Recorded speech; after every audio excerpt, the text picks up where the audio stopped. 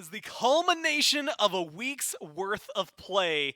All right here. One more team gets to go into the SPL, and we will figure out who it is. My name is Gormizer, and I appreciate you tuning in to see which between the Winter Dogs and now the Duck Club are going to be joining in and becoming your Valhalla Valkyries in the SPL. I've got Mifflin on the desk with me, and I'm excited to watch this one. Mifflin, I'm sure you are as well.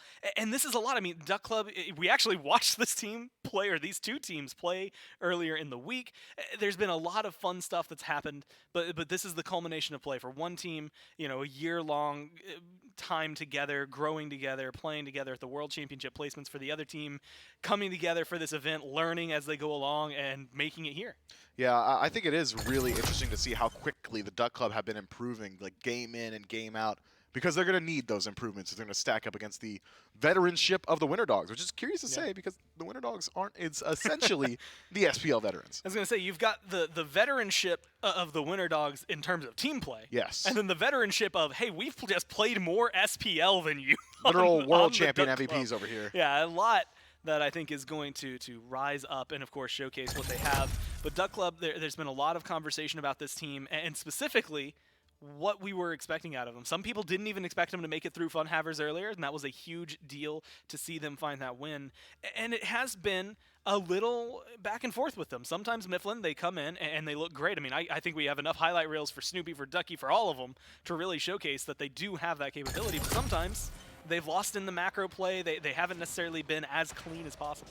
Yeah, I think maybe the one thing that has stood out to me from Duck Club throughout this week, and it might be a byproduct of the fact that they are a much newer team, they haven't had a lot of time to develop strategies, is that they have been very consistent in where they decide to allocate their resources. They've been very consistent in where they've been playing on the map. Yeah. And it's the Dueling. I mean, it's almost become a meme now where we're 15 minutes to the game, and we look up and we're like, oh, Hurrywin's still over there with Snoopy. Because it's true. It's been true for every single game. I'm sure that 100% the Winter Dogs have taken notice of that. So I think maybe we might see some adaptations here. They've had some time to evaluate over the last hour while we were watching the documentary, the set that they just played, as well as maybe some of the data that we've got on the Winter Dogs going forward. But adaptation and maybe just like some X factor is what we need to see for the Duck Club to push themselves over to the next level. That is what's wild, right? If you think about it, it's not just like, for Duck Club, we've got this week. Like that's most of their history. Like Herwind has literally never played this role. Snoopy is admittedly playing gods right now that he was great at, but if you're going to look at like when his like best points in the SPL are, you're going years ago, realistically. Same thing. I mean, Ducky's got a lot of data, but if you go back and look at the Valkyries as a whole last year, you're not getting a whole lot on just Ducky. So if you look at that, there's not as much to scoop up on them as a team, whereas Winter Dogs, and you mentioned this perfectly, they've got a whole year. I mean, the way they play together right now is the way they've been playing together. The gods they have might be a little different, and it might change. Also, Beniku likes to play kind of everything, anything that he can get his hands on. And so do you think that that's going to make a big difference, like Duck Club, not just having played them before, but now knowing that they had that, having an hour to prep between these last two, are able to study a little more about what the Winter Dogs are about? Well, it depends, right? Like some teams are very, okay, we're going to get out there, we're going to play. We're just going to play our game, we're going to try and do whatever it is that we want. And then some teams are very analytical. There are players and coaches out there that'll watch over a VOD and be like, oh man, what's going on at the 5-minute mark? What's going on at the 6-minute mark? How do we change this? How do we affect the macro? And I think that the Duck Club is kind of an interesting mix of those two styles of players. When I think of Ducky, I think this guy's just coming out and he's being mechanical, right? When I think of Hurrywin, he strikes me as the type of dude who's like opening up his tome on a weekend and just studying the lore of Smite so they can play a little bit better. So I think that they have made good use of that hour, but whether or not that's going to come back and bite them and they've like maybe overthought some things is yet to be seen. Now again, the team that they're going to be going up against is the ones behind me, the Winter Dogs, that they are going to be taking on. Of course, we watched them yesterday, 4-game set up against the Oni Warriors. A lot that was fun to watch throughout that one. Very, very competitive Smite, and that's where things get worrisome. The last time they played Duck Club, Mifflin, they kind of made Duck Club look like clowns. Yep. I mean, they just outplayed them from top to bottom. It was a 2-0, and it was precise from them. And that is why I think that Duck Club needs to bounce back. But when you're looking at Winter Dogs here, you've got a best of 5 already under your belt. You've got that hunger, maybe ignited even more because you were so close before. How do you think they're going to approach this one? I think they're going to play their game. I mean, it's been pretty clear that the top 2 seeds have been pretty dominant throughout this week.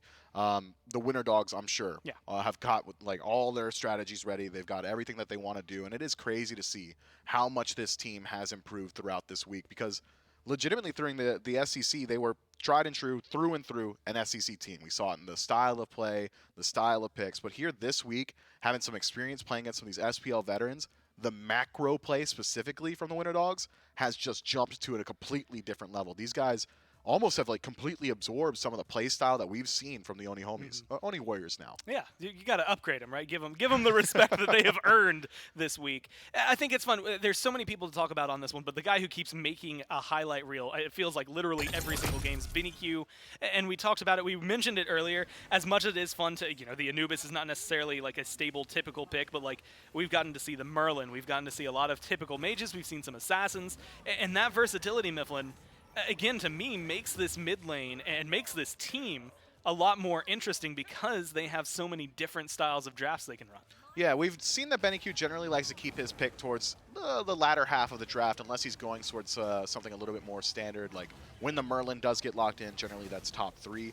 But correct me if I'm wrong here, Gore. So far this week, the most unorthodox picks we've seen from him have been Tsukiyomi and Anubis. The only non-standard mage, or the only non-mage, rather, has been that Tsukiyomi. We haven't seen him go towards the things like Chalk Mid or the Sun Wukongs, the stuff that really made a name for him in the SCC. So whether or not he's kind of let that style go, maybe it doesn't fit the Season 9 play style, maybe it doesn't really jive with this new style of play that they're bringing to the field, has yet to be seen, or maybe he's been saving some strats for the last set of the week. I was going to say, if you're playing Raw like this, I don't Oh want you playing it was Tsukiyomi. gross. Are you kidding me? Like, it was so gross. I don't care how good your assassins are. If you can play a mage that utilizes those flat pin items as well as what we got to see out of this Raw so consistently, then yeah, I want you on this every single step of the way. It is absolutely, again, a treat to watch. It has been nothing but highlight reels, it feels like. And that's the question for you. We've been seeing a lot of input for mid lane. In fact, I'll wait to ask you about it, because instead, I can just ask Beniku about things directly. He's here? Because we've got him standing right over here. And, I got to ask you, I know yesterday probably didn't go the way you guys wanted it to at the start. What did you learn from that set against the Warriors? I think the main issue was identifying how to play fights. A lot of the late game fights, we kind of had split decisions, and that kind of cost us a lot of objectives and easily like winnable team fights. And so something that you've been able to reflect on, I'm sure you guys have that in mind going into this. You also got to watch Duck Club play earlier, so you have a little bit more homework on them. I think they've actually had one extra set than you've had to play. What do you think about them as a team, and how worried are you about this match? Ooh, that smile says a lot. That's confidence. Yeah, I'm not too worried. I think it's going to be a fun set. I'm excited to watch it. And I got to ask this, because this one, again, SPL is on the line for you and them, for whoever can win this. And what would it mean for like you and your squad to be able to make that step into the Pro League? The world, like, we've been working so hard, hours every day. Like, this is all we want. No, it's been the grind. You went through the SCC. You did really well then. You've been doing great this tournament. We'll see how well you can fare against the Duck Club. Good luck in your games, man. Thanks for your time. Thank you. All right, have a good one and a fun time. I'm excited to watch what these mid lane matchups are going to be like, because we have a very notable mid laner on the other side of Beniku there. Very fun to watch, Mifflin. And that's the conversation. We've been looking a lot at mid lane this tournament, and it feels like the role's kind of stacked. People are playing really well. There's like 7 people. Like, Joshy's not even in this tournament, and his name jumps to my mind. He got eliminated this morning, and yet he was absolutely lights out. I think that is a role that we have to keep our eye on. Yeah, mid lane is just, by and large, incredibly strong right now, right? You've got a variety of styles of play. You could go towards that more utility, helmet, breastplate of valor, kind of healers, or you can go towards that double flat pen poke style where you're just dealing more damage than everybody at like the second item into your build. I think that mid lane is really one to keep your eyes on, but again, it's something I talked about a little bit earlier. Yeah. Duck Club makes a huge kind of emphasis on not playing in the mid. Yep. They do not play in the mid 3v3. They've got a world champion MVP, Mazwal, playing in their mid lane, but his job is to get to the late game, show up for the 5v5. The Duck Club are going to do everything in their power to make sure that mid lane isn't what wins or loses them the game. It's all about the duo. That's what I'm keeping my eyes on. It's going to be a fun one to watch. I also, just because we have the camera on him for a second, but looking at Sharks, the coach for the Winter Dogs has been like with them the entire time that they've been a team. He's swagged out too. And he's had a lot to do with their success. Like just like messaging him, talking to him. The guy absolutely understands what's going on, but it's easy to talk about him because we can see him here. The coach for the Duck Club, Kassir, has an insane amount of tenure that you can see, and that's something that I think also elevates this, and I wanted to ask you about, because coaches we've seen, especially this year, getting their pay bump and everything like that, have a big impact on this game. You could hear it in that documentary, the Scarabs after their loss. You get to hear Slaney come in and like he's giving them the pep talk, like, dude, after your team loses semis and he's in there just like, this was your rookie year and you made it further than most people can in their SPL career in general. Yep. I think that's a very important role to look at here. Yeah, I never had that like top tier kind of like the Kabam, Kassir, Slaney tier coaches of the world when I was playing, man. But I could say that they are integral to this team. They are very often core to making sure that everybody's kind of mental is in place. They do a lot of the homework. They do a lot of the prep work to figure out which compositions go for you. I think one of the best things a coach had ever done for me was he went around the room and he said, hey guys, I need you. All you have to do, tell me 5 gods you're comfortable in playing to everyone on the team. He said, I will make drafts around those 5 gods for you, and we will make them work. And that is just so useful. Just that ability to kind of theorize the game is invaluable. And having a set of eyes that isn't close to the match, that isn't loaded in, kind of actually putting their hands on the keyboard and controlling a god, having that kind of outside looking in view really does become valuable when you're trying to evaluate why you're losing some of these matches. Well, I know that they've been doing their homework because all of these bans seem very specific as to what matchup we are getting. A first ban, Athena, of course, the Bastet, 2 picks we saw Duck Club running around with earlier and finding success. The Zeus makes sense for Winter Dogs there as well. On the other side, the Amaterasu feels like the meta ban. Serket, as well as this Charybdis. And the reason I touch on the Charybdis is because if I remember correctly, Wowie has played that like in 3/4, if not higher, of their game. Like, he has been locking it in and comfortable with it. So it feels like this is, again, 2 teams that have done their homework, watched each other play the last couple of days, and are trying to control it. And they're going to have to play something different now. Yeah, and I think that this does fit the Duck Club very well, the ban towards Charybdis, because if you are playing around that aggressive dual lane like we've seen from them, you don't want to lane against one of the safest gods in the game. But by that same note, in banning Charybdis and taking that safety away from Wowie, you back up an animal, it shows its teeth. Izanami locked in. That's a lot of pressure already for the Winter Dogs. Now, and I'd have to double check that this had fully updated, but I typed in Charybdis just to see like who's played her and how many times. We got 1 game from Snoopy, 1 game from Vote, and then 6 games from Wowie. So, yeah, she's been played a lot by one team. Chalk locked in response to the Izanami. Ducky, I mentioned this earlier, had not played this at all last year in the solo lane. Comes in, looks pretty decent on it earlier. They grabbed that with the Medusa. How do you feel about the top 2? I think that just evaluating the gods in a vacuum, right? You're not too upset with getting Chalk or Medusa for your draft. Chalk has seen a lot of really strong play so far this Snoopy's week. Got the mic in front of his mouth, dude. I was worried about that before. Yeah, I thought they couldn't hear him, but now we're good. But yeah, back to my point. Yeah, Chalk sorry. this early so sorry. in the draft, though, is curious to me, Gore, because I don't think he's going to be that highly contentious. You're not super worried about the other side going towards Chalk. I mean, how many times have we seen him so far this week? Maybe 3, maybe 4 games locked in, and a couple of them were Ducky. I think they could have probably waited a little bit longer on this pick, but maybe they're kind of just trying to counterpick what the Winter Dogs lock in, and Chalk being as safe a lock-in as he is, it's essentially just saying, hey, we're going to wait it out. It's got okay flex potential. If we're being crazy, it could go into mid, but is likely going into the solo lane. Could even potentially flex in the jungle, so the Winter Dogs don't glean that much information from it, and it's not as if he's got really bad matchups. So instead, now the Duck Club kind of just see a little bit more of the Winter Dogs draft before they commit themselves to a certain type of composition. Yeah, get something that is very versatile and very open-ended in the solo lane, the short lane over there. See what you can do elsewhere. Izanami going to be paired up with the Bacchus, it seems like, for the dual lane. Bologna gets locked in, Mifflin. Now, I'd have to go back and double-check this, but Aquarius and Ducky obviously haven't played a whole ton against each other, but something that should be a little bit of experience. It'll be interesting to see this Bologna that has been coming through, but Fafnir already locked in. Chalk isn't necessarily like an auto-attack base, but he does hit a lot. Yep. Medusa hits, And depending on who still gets left open for mid, they still have a lot of opportunity to get more people to synergize with this Fafnir. Very interesting top 3 from both teams. Yeah, so we've got the front line now for both squads, Chalk and Fafnir for the Duck Club, and the Winter Dogs have got Bologna and Bacchus for themselves. It's a very, very aggressive duo lane locked in for the Winter Dogs, and you've got some similar level of aggression from the Duck Club. Bundusa's got great 1v1 potential, but throughout the first 5-6 levels, I think with the supports kind of hovering around, Izanami should, just by nature of having piercing auto attacks, get the majority of pressure rolling in that lane. It's going to come down to the junglers to try and alleviate some of that pressure, make sure purple buffs, those neutral camps, aren't getting completely controlled by the Winter Dogs. And then you've got what I'm assuming is going to be the soul lane, Chalk up against Bologna. Yeah. Bologna uses Deathtoll really well. She's going to be able to sustain relatively well in lane. I don't think there are many gods that can stick around as long as Chalk, and assuming that both of them are going towards teleport, I think there isn't going to be a whole lot of kill potential there either.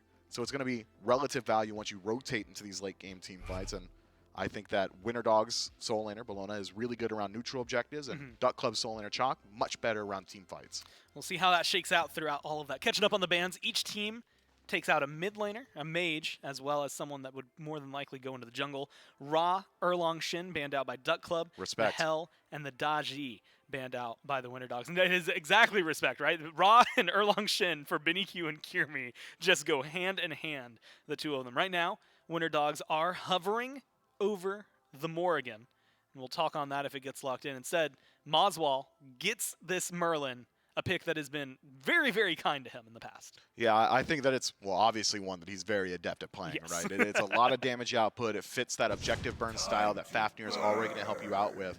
And I think even more importantly, it takes away from one of Beniku's more go-to picks. Generally, we see Beniku, when forced into playing these more standard mages, he does go towards things like the Merlin. So it almost acts as a pseudo-ban as well. But if you're forcing someone into an Agni in current meta of current year at current date, you're not feeling bad about that. The poke potential, the damage output is all there for the God of Fire. Now, does that change just because I saw he only has a 38% win rate? Does it change because of how he's been performing, or do you think that he's still just as good as he is? I think that God is just so crazy right now, man. You go for the Spear of Desolation, you get the Divine Ruin, the damage output is incredibly high.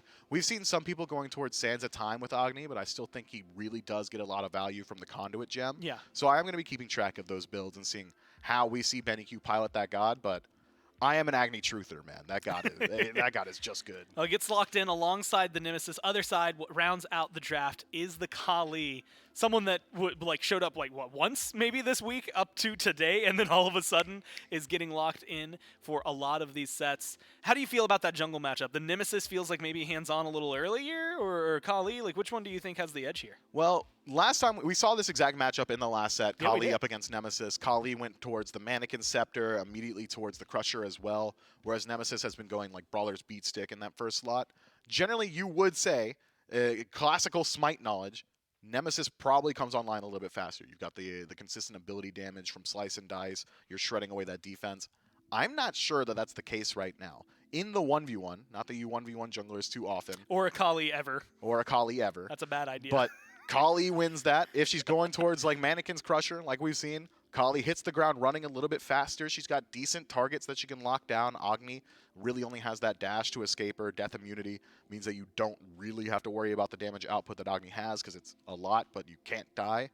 I think I might value Kali for the first like 10 or so minutes, but then once you get to that late game team fight phase, Nemesis' ability to just like follow up, Bacchus belly flop, all of a sudden Retribution, oh, that guy's got no defense, he dies before he touches the ground, is just so easy to execute on that I really like it. And that's actually what I was going to ask. You know, when you grand scheme things here, we talked about the Fafnir earlier when it was just Medusa and Chalk beside him. Obviously, he's not going to help out Merlin way too much. With the Kali there, it feels like there's a lot of late game potential to rise up for the Duck Club. Yeah, I think Duck Club are very comfortable taking this game late, but they got to be cautious around it because that's exactly what the Winter Dogs were doing throughout their entire SCC career. Recently, we've seen that the Winter Dogs have been able to play a lot faster of a game, but that doesn't mean they've forgotten their own roots. It'll be fun to watch. Again, best of 5. This set determines who gets to go forward to the SPL and who's going to continue sitting at home. We'll figure out how it starts in game number 1. It is Duck Club versus Winter Dogs. One best of 5 set stands between these two teams. and one of them moving on to an SPL spot. My name's Dolson. Aggro's with me. And Aggro, the storylines between these two teams are set. The Winter Dogs, the SEC powerhouses, have been playing together forever. And the Duck Club, a group that has come together, storied careers, and hoping to find some chemistry here in Game 1. Yeah, I think it's a tough battle here for Duck Club, though, Dave, because Winter Dogs, despite the loss yesterday to the Oni Homies, just looked really, really good. I mean, obviously everyone's talking about Beniku and how well that he played, and for good reason, because he's looked like the most dynamic player in this tournament. But how about Aquarius and what he was able to do yesterday up against Nika, who, you know, even though the Oni Homies didn't have a great year, Nika sure did. He was one of the premier solo laners in the league last year, and Aqua was still ahead of him in XP in a lot of those laning phases. And it's because of the picks, you know, this Bologna up against things like Gilgamesh and Guan Yu and whatnot, but Aqua was making it work yesterday. And I think that Ducky has got to have a big performance here in this set. I don't think he's been playing to the level that he would have expected. It's not to the level I expected coming into this tournament, but we saw glimpses of it in that Game 3 earlier today. I thought he played really well in that game in particular. Duck Club need that type of performance out of their solo laner today. And it was on the chalk in Game 3 where Ducky put out top damage in the game and almost willed his team forward into contention for Ducky's SPL spot. Remember, Ducky was on that Valkyrie's team. He'd love to rejoin with this current roster. Level 2 reached first in the duo lane by Gamma and Wowie. Sometimes we see that culminate in an early kill.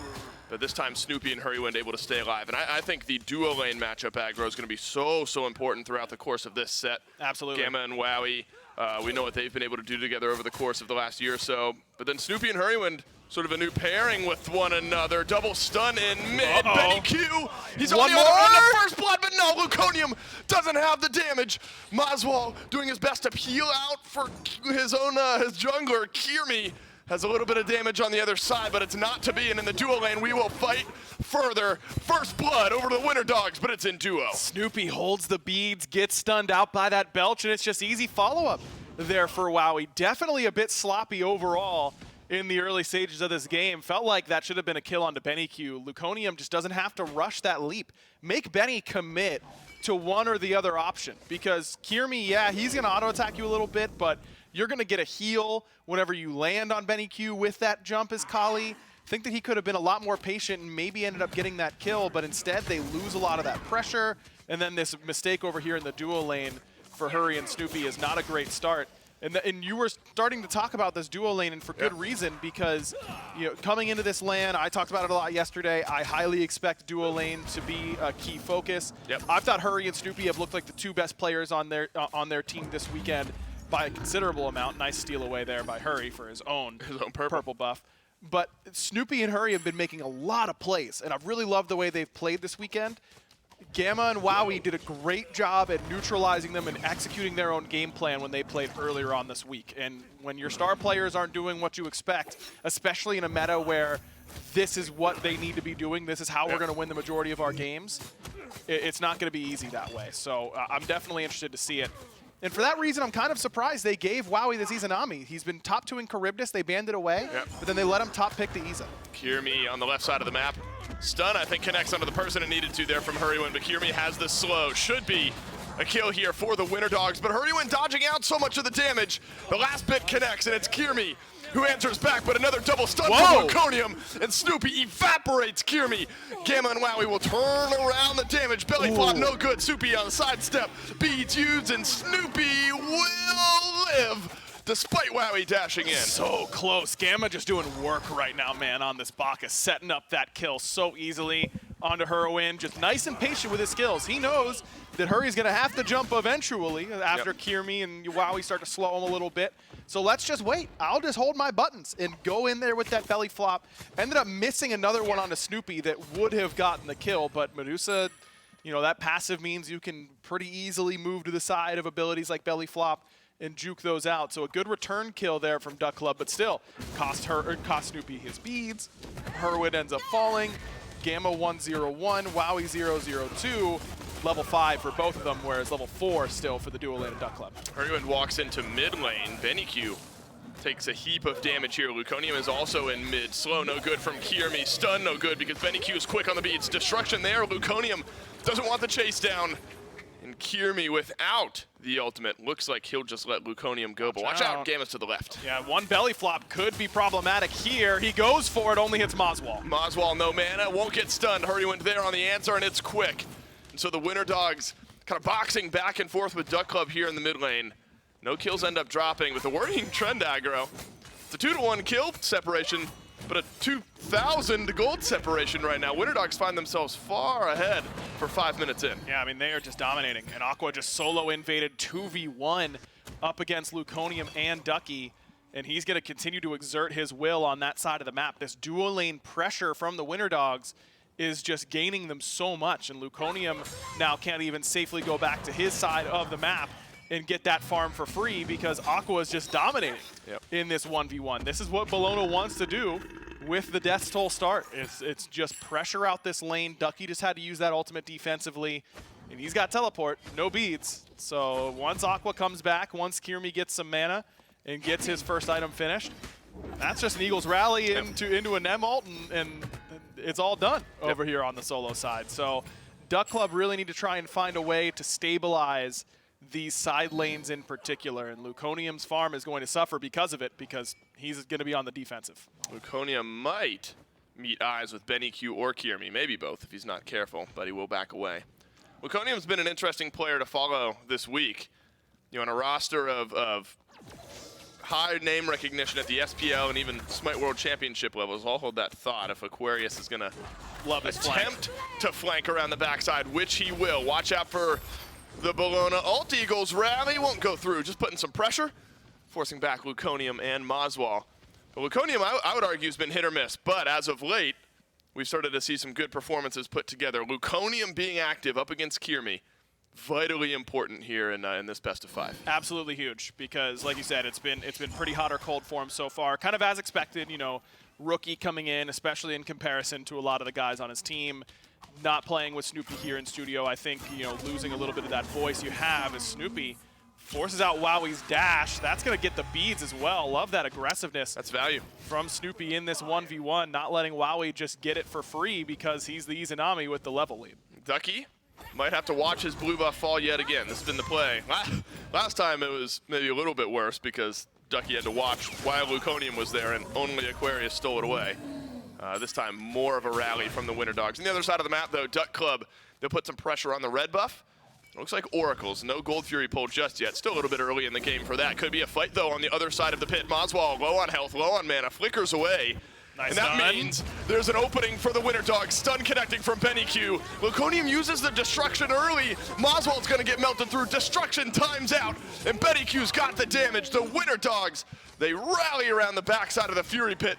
They at least get 2. Oh, Snoopy's got to dash away as well. Gamma won't find that stun, but Winter Dogs just look unpressed walking into the Duck Club jungle. Duck Club got in there. They stole away a red buff, real sneaky-like, after forcing Wowie to back.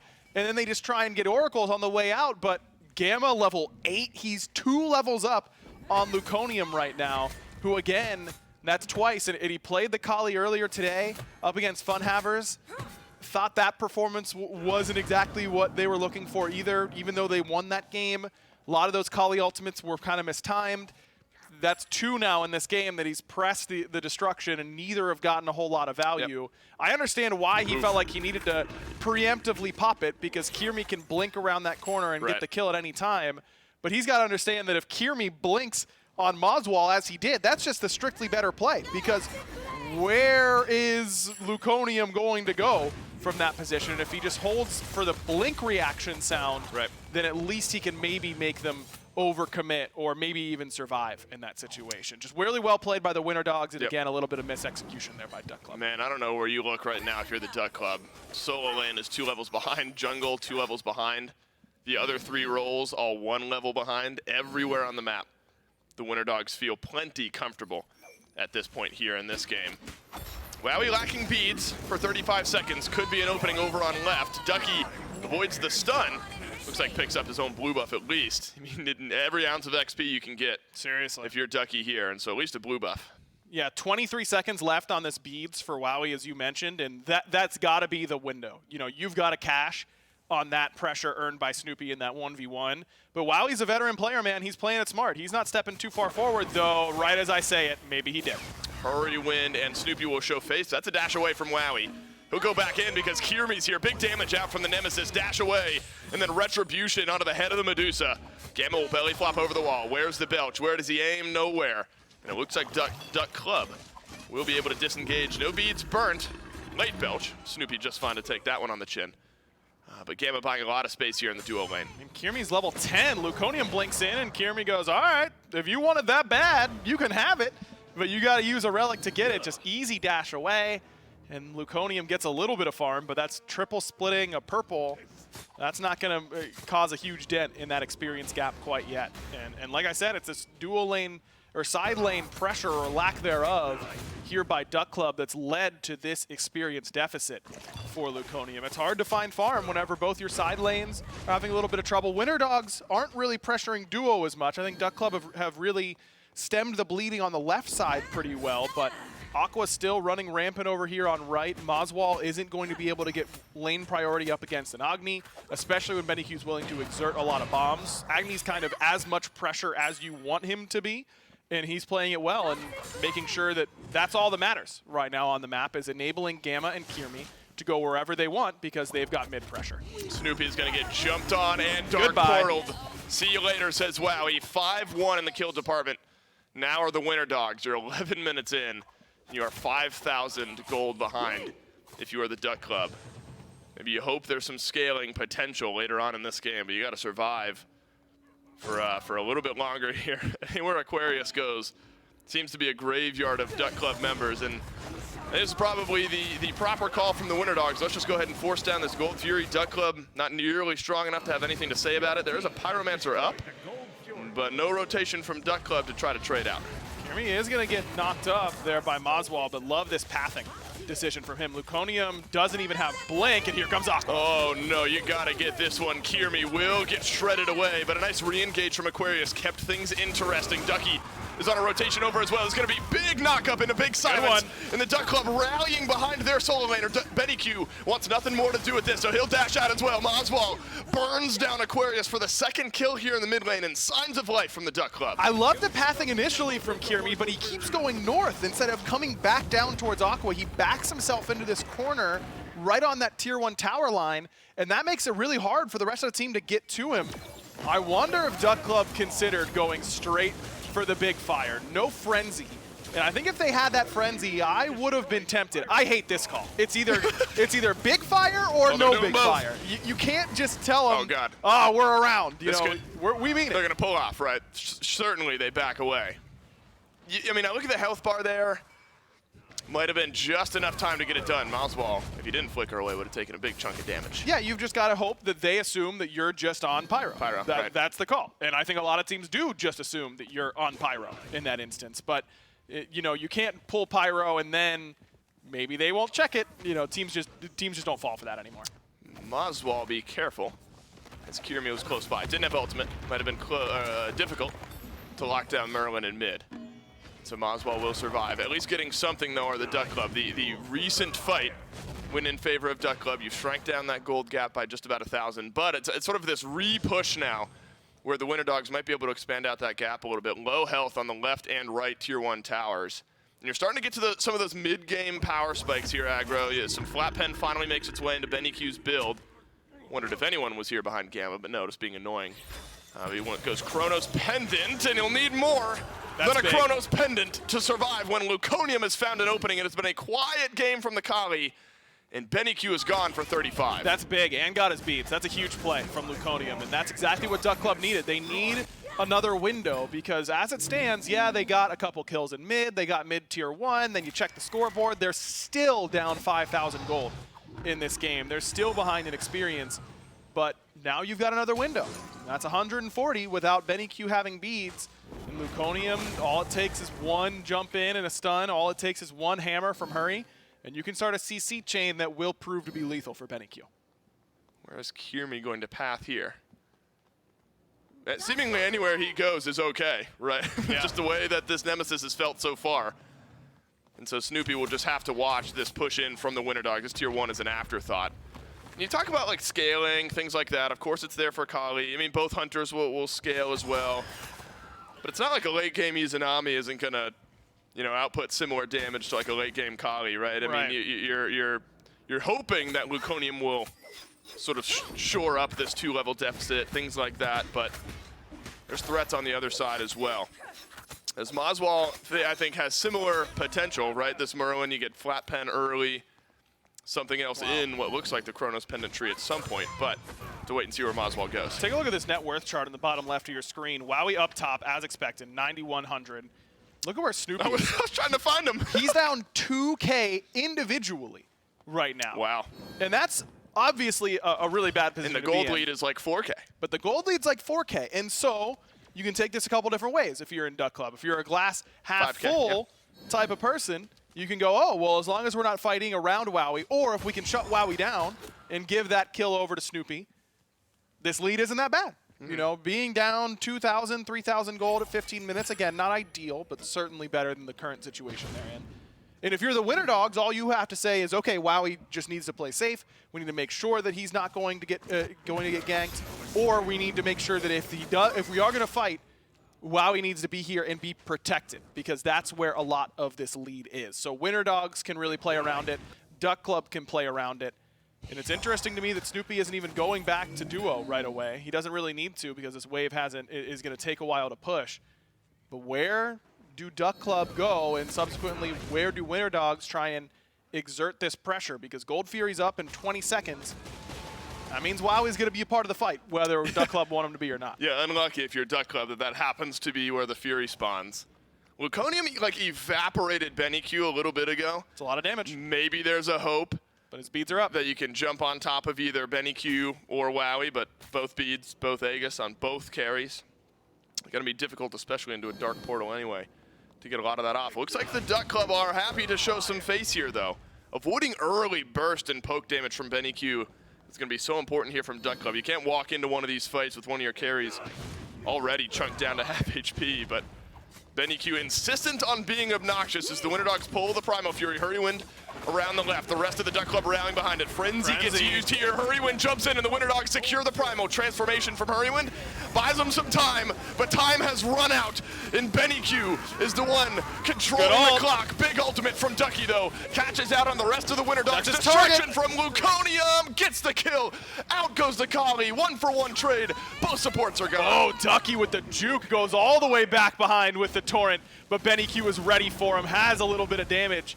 But Ducky's got that great slow. Blink in from Kirmi, slow of his own. That should do it for the Duck. Who's going to get the kill? Kirmi watching the other exit, and I think Ducky has chosen that it goes to Kirmi, nearly taken by Beniku. And so the Winter Dogs, they get the Fury, and they grab the extra kill. Slight edge to the Winter Dogs, but what can you get after? Looks like might be a Pyro, maybe some pressure on right. Yeah, I just don't, I mean, Duck Club, they line up on the Gold Fury. Both teams line up like Civil War style, but Winter Dogs are equipped with like modern AR-15s, and Duck Clubs are still shooting muskets across the Gold Fury line. And so it's obviously not going to work for Duck Club. I think they've got to get a little creative. You know, standing there in the line, trench warfare doesn't work when you're down 5,000-6,000 gold at 15 minutes. You've got to do a good job of getting proactive vision. You've got to get onto the back line in a way that normally you wouldn't have to overcommit, but you've got to take risks whenever you're down by this much. Playing the easy smart smite doesn't work when you're down by this much. You have to take bigger risks for a bigger reward. And what we saw there was just what you do when you're even. You line up across from one another and you kind of rock, paper, scissors until one team gets a winner. Winter Dogs are just hand over fist favored in those instances. Yep. So Duck Club has got to figure out that, hey, we gotta try and take some risks going into this Fire Giant fight, because if they just line up 5v5 like we saw in the Gold Fury, it's going to be the exact same result. Yeah, you got to be real accurate if you're going to take one shot and hope that your one pellet is going to connect properly. Luconium has had those moments, though, in the last couple of fights, Aggro, where you can see where the damage might roll through. Yeah. So I think Luconium has got to continue to step up. But now's the time to step up. The Winter Dogs are on the Fire Giant, and Duck Club a bit slow on the response. Greater Scorpion gets taken down. Snoopy all the way on the left side of the map here. And so the Duck Club fight, it's going to be at an odd number. Fire Giant not taken down just yet. Winter Dogs secure the FG. Good stun. And the fight afterwards, actually not looking horrible for the Duck Club. Wow, he survives longer than we thought, but Gamma immediately trades out onto Hurdywind, and Ducky, continuing to be obnoxious, finds a big juke. ultimate. Luconium has no destruction. Kirmi has got all the damage, but here comes Snoopy from the duo lane. Beniku, both actives are gone, and Snoopy and Ducky are gonna chase him down. And Benny's kited them right back towards the rest of the team, and these two on your screen are the only remaining members of Duck Club. The rest have been gobbled up by Winter Dogs on the dive. And I think Snoopy and Ducky are just on next who's on the menu. Ducky and Snoopy, they might be able to turn their eyes towards one person and turn something around. I think Snoopy makes the call. Duck, you get out. I'm gonna go down. And the Winter Dogs get the FG. They maintain it on 4. Losing it on Wowie is a notable loss. You want it on your ADC, of course. Yeah. But the massive golden XP swing, of course, worth it for the Winter Dogs. And now 10,000 gold up, 20 minutes in. Duck Club, they're eyeing down some Phoenix defenses. I don't even know if you show face under these tier 2s. I mean, you can't, but you also can't afford to give them another, what, 4,500 gold across all 3 tier 2s? You know, would you rather take the fight down 10K against a Fire Giant under a tier 2, or down 15, 16K underneath your Phoenix, assuming they have another Fire Giant? You're not feeling great about either option. I like this idea. Let's try and get someone, specifically Wowie, before his beads come back up. Unfortunately for Hurwin and Luconium, they don't have the view that we do, but Wowie's playing nice and smart. And look, Wowie has been playing, they've been top 2 in Charybdis, they top picked Mizunami in this game. They've been playing for pressure over here in duo, and Wowie has consistently played to that idea for the Winter Dogs. He has not taken a lot of risks over here. He hasn't needed to. It has just been, we are going to get pressure, we are going to bring numbers, and we're going to play around this side of the map. And Wowie has really played, you know, it's nothing flashy necessarily, but it's just doing his job as the pressure ADC. He has done his job. He's bottom player damage. And I think that that's exactly what, you know, what Wowie's playstyle is going to do. He's just going to go in there, and he's going to not take those unnecessary risks, and he's not going to lose you the game. Is a bit of a risk from Gamma, or is it a bait? Snoopy It's a bait. Gobbles up the worm, and down he goes as Aquarius jumps on his dome. 3 ultimates get used. And it's an easy pick on a Snoopy who is gone for 40 seconds. And that's the type of pick that could have the makings of a game-ending push. Absolutely. Well, Aquarius in first. No ultimate for him, but he's level 20 Bologna. He's not taking any damage right now from this Phoenix. No minion wave. And so we're going to be waiting just a moment. That should buy Snoopy enough time to respawn and be a part of one of these final defenses. Where it arrives, to be determined, because the Winter Dogs playing patient. And that'll send Luconium on over to his speed buff, trying to get that every bit of scaling out of this Kali as you can. Gamma blinks forward, though, stunned out of his belch. And that'll return more damage to Gamma than he bargained for. But the Phoenix has been melted in the meantime, and the Winter Dogs on left will send in some fire waves. Yeah, it's tough. I mean, Luconium, I thought maybe it was just get speed and get back here, but they just say, hey, you just got to get your farm. And I think there's a world where Winter Dogs don't get that Phoenix if Luconium's there, but there's also a world where they easily get that Phoenix anyways, and Luconium hasn't gotten any farms. So it's a tough call. It's a stylistic call from Duck Club and their shot callers on how they want to play this game. I don't hate the decision to not have Luconium there, but he's got to be efficient now and get as much farm as he can. He's cleared the entire right side, basically, save for this blue buff. And if he can hit 20, upgrade that mannequins, come into the next fight strong, it will have been worth it. Glimmers of hope, glimmers of opportunity for the Duck Club. We haven't seen much of a defense, not on left, not at least yet. As the Fire Giant buff will fall off now. 45 seconds left on the FG respawn. And so it's the perfect Phoenix for the Winter Dogs to have taken. Now you can regroup and aggro. They got like 45 seconds to shore up some of the ward coverage on this side of the map. Try to spot out Duck Club on their rotations in. I assume when you're this far ahead in gold, they might not even expect Duck Club to try and contest. Exactly, yeah. Duck Club is not going to step up to this fire, I don't think. I mean, Merlin is really good on these Phoenix defense situations. You want Snoopy to be in a similar position to Luconium, where he doesn't have to be at an objective fight. He instead can just go farm. I mean, it seems like because no one's pushing left, if Snoopy wanted to get that farm, he'd be going left and just vacuuming up these fire waves. The fact that he's over here on right means maybe Duck Club think they can contest. Luconium does have the Mannequin's Hidden Blade now, so he has hit 20 and gotten that big power spike. If you're at home, every once in a while, you need to bob your eyes to the left side of the mini-map, see where those fire minions are, because that might be the game plan for the Winter Dogs here. Can we just buy enough time for the fire minions to make their way into the Duck Club base, force someone to go back and deal with them, take an odd-numbered fight, Ducky's got get TP. the Fire Giant for free. Whoa, hear me. Hear me. Oh, it's Luconium, and right now this is not a close fight. And I'm not sure it will be on the back end either. Luconium times his jump out. Has Kirby done too much?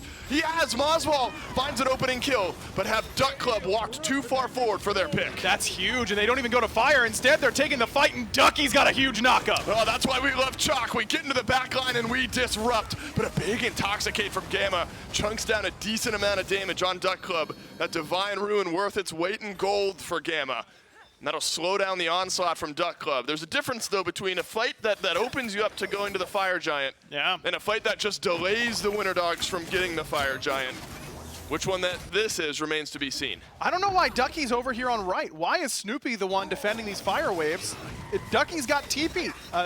This is really surprising, but hey, his presence alone is enough to change it. It's really Luconium on this flank. Good call, good ward there from Wowie. Liked the idea from Luconium, but he's doing his job. He's keeping them off this big objective, and this has bought a lot of time on that left-hand side. I mean, their Titan didn't take any damage.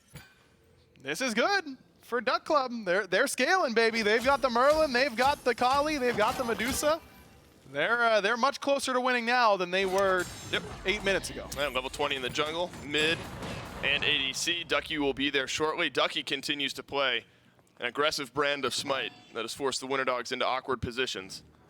But the Winter Dogs have been fighting, at least in the last fight, without one of their players on their team. Fire Giant picked back up. No frenzy for Gamma this time. Still burning plenty fast. Luconium is behind the Winter Dogs here. This could be a massive flank. Ducky takes the Nem ultimate and dodges out the Eagles rally. It will immediately turn things around, and Aquarius takes Ducky's ultimate on the chin. Beniku alone with the backline of the Duck Club, but it does not matter. Beniku has found a kill anyway. There's going to be a belch on the Luconium. It's the flank that's not to be, as Luconium searching desperately for health bars, but has found no opening to jump into this fight. The Winter Dogs were enveloped, but they fought outwards, and they were able to find some big picks, but there are still carries online. Luconium silenced. Wowie gets himself a kill, and now it's just Whirlwind left alive. He's going to de-transform and not get back to dwarf form. That is a clean fight for the Winter Dogs. There's a left side Phoenix that has just respawned. Winter Dogs, we'll see what they do. We're not going to bother. Yes, we are going to bother knocking down the tier 2 on right. Fire minions might just get their left side Phoenix on its own. And so you still have your AD carry. You've got a lot of time to melt down these structures. Ducky will be up in 10 seconds. And so will the minions get the left side Phoenix on their own? Let's wait and see on that, because you're definitely going to get the one here on right. And so a great fight for the Winter Dogs, and, well, Fire Giant's still there. Well, they decide not to go for that, the end. Goes down. And they do lose their left side Phoenix at the very least. So Duck Club now with the split Phoenix loss in that play. But it really comes back to me, Dave, to why is Snoopy pushing that left side? I know he needed farm. He's trying to get his items, all that kind of stuff. But it's just, would you rather have a less farmed Medusa that's still a part of the fight, and Ducky being able to actually clear out those waves and then teleport in and be an impact player? Or just take a fight 5-on-4 with your stronger member there? I mean, I'd much rather take the full 5-on-5, because Beniku was just in a horrible position, but ended up making it work. Look at the tank Agni that he's gone for. E-Staff into Sovereignty. You can expect Benny's going to be building some weird stuff, but he still shouldn't be able to get away with that type of positioning. Right. But he is, because it's just a long duration 5v4, and Ducky's had TP up for the last 8 minutes. Yeah. They've had Ducky on this side of the map. Might need to send Ducky to deal with some of the minions on left. He's dealing with the minions on right. Yeah, they're still letting this left side push. So left side minions will eventually make their way into the base of the Duck Club. Luconium on left. Fire Giant not pulled by the Winter Dogs, searching for just an overextended member of the Duck Club. Watch out for the Aegis on Snoopy. Both relics down for Moswell. The Merlin in an uncomfortable spot. Beniku, though, had to use both actives on his backline tour in the last fight. And so for the next 20 seconds, there is an opening for the Duck Club on the mid laner of the Winter Dogs. But I just don't know if the Duck Club positioning or target priority or engage like we see from Aquarius is strong enough. Ultimate down, though, from the Bologna. And again, ultimate from Kirmi as well, and that didn't get a whole lot of value. So that's definitely a win. This is just a war of attrition, and Duck Club don't have the healing like they had before. And Winter Dogs are playing this really smart. What rush are they in? They've got Fire Minions pushing on the left-hand side. Finally, Ducky's going to go back and start to push this out. Ducky will push out. Oh my God, the Fire Giant Maybe that's is why. absolutely melting. Hurrywind's going to jump away. It's gone. And there's no fight to be. Winter Dogs take down the Fire Giant 5 seconds before it becomes enhanced. But a Fire Giant on all 5 is going to be nice nonetheless. Kirmi has found a bit of a flank here. Target priority is pretty easy here for the Winter Dogs. 1 Phoenix left standing, 1 tier 2 tower in mid. Yeah, this is not exactly rocket science what Winter Dogs need to do here. Just push up this mid wave. I like Kirmi standing here on right, making sure that that wave is going to push.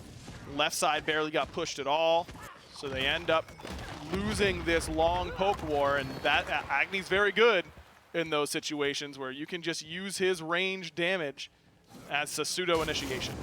Here come the Winter Dogs. Game number 1 on the line. Luconium will be belched at by Gamma and lose half of his HP in the process. Hurrywind is alone in the back, and Hurrywind can't press buttons because the Winter Dogs have shut him down. Luconium in the destruction, but there's just not nearly enough damage here.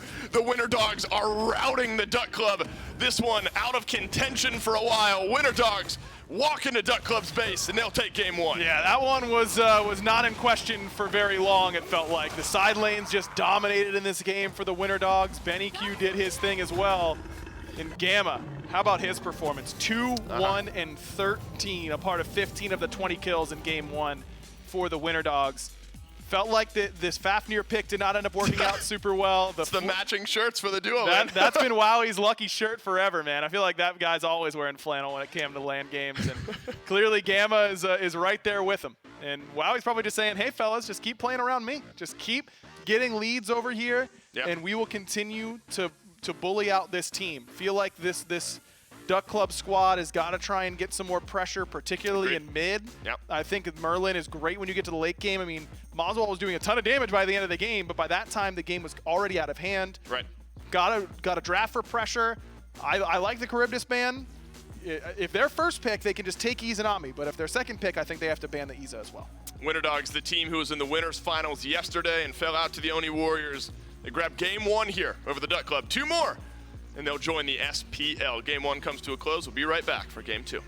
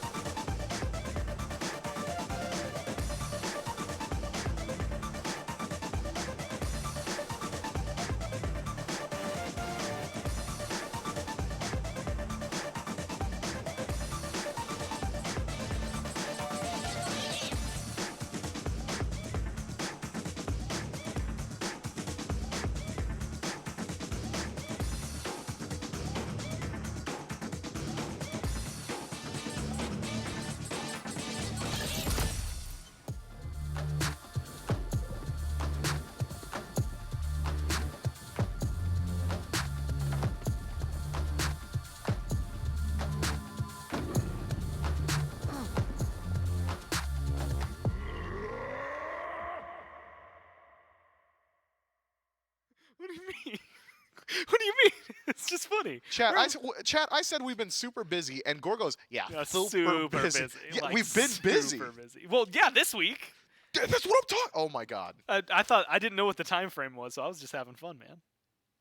Anyway, welcome back to the desk here. I've upset Mifflin, and I feel bad about it. Only a little bit, though, because I'm having a lot of fun. And you should be, too. That was a fun game to watch.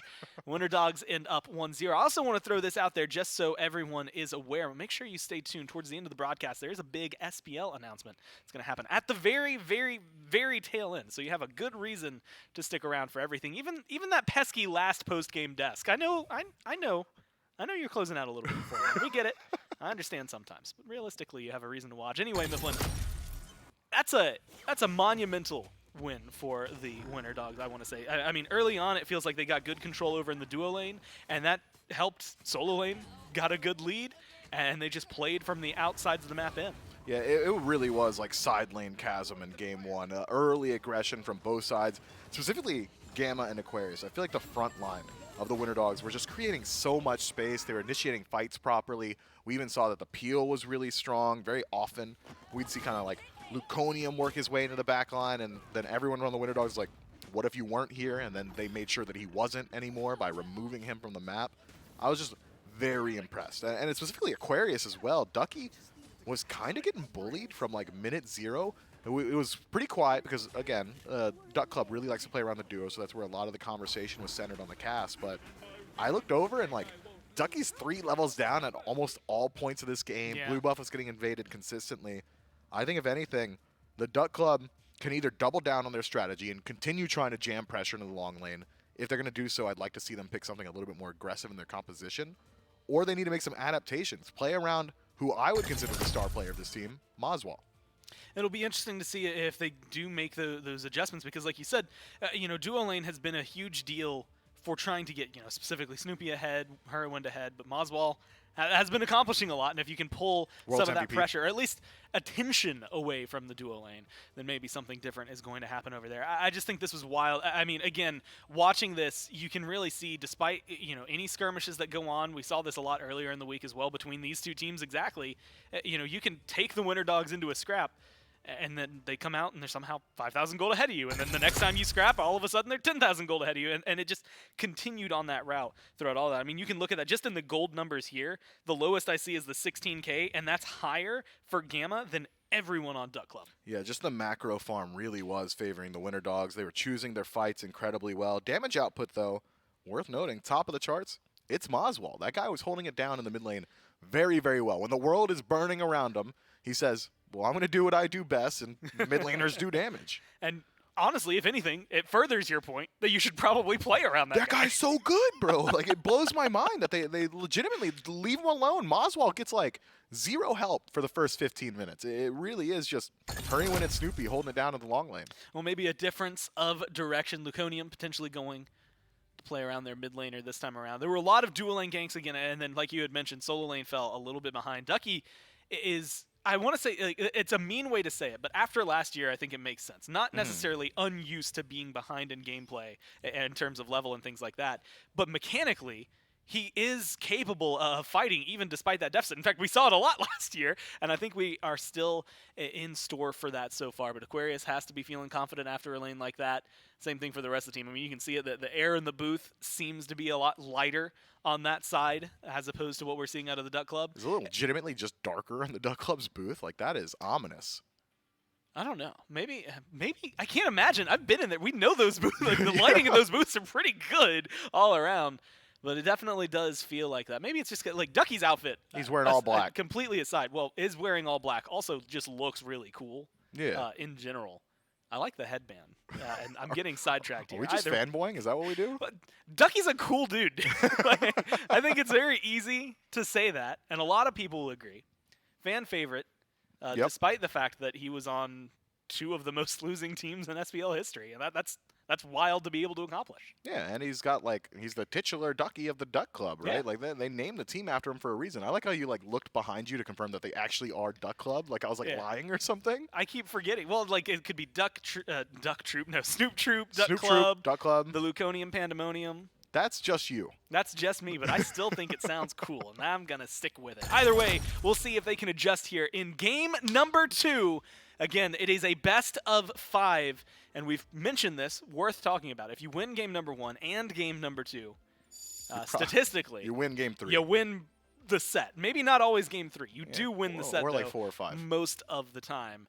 So we'll see whether or not Duck Club can try to pull back their fate over into their own hands here. Bans that come through, Charybdis immediately, something that we've seen while we play a ton, and we're talking about it. Aggro had mentioned at the end of the cast, though, Mifflin, that if you weren't first pick, they are first pick, so they might be able to take it away, but they have to be worried about this Izanami. Is it worth first picking to give to Snoopy over trying to just ban it out here and stop Wowie from having it? I was going to say that the only reason I'm not taking Izanami in first slot, if I'm in first pick and I'm the Duck Club, is if Amaterasu works her way through. And the Winter Dogs have already addressed that. So I think with the emphasis Lock it in. that we've seen from Duck Club, they refuse to play anywhere on the map besides the dual lane. That is where they like their pressure. And I can't argue with it in Season 9. It's legitimately the lane that just has the most farm on it. You might as well pick the god that kind of just gives you pressure by existing on this side of the map. So no complaints here. Duck Club, Izanami in their first pick slot. It's an easy pickup for him. The bans that came through, you had mentioned the Amaterasu, but the Bastet and the Zeus up there for Winter Dogs.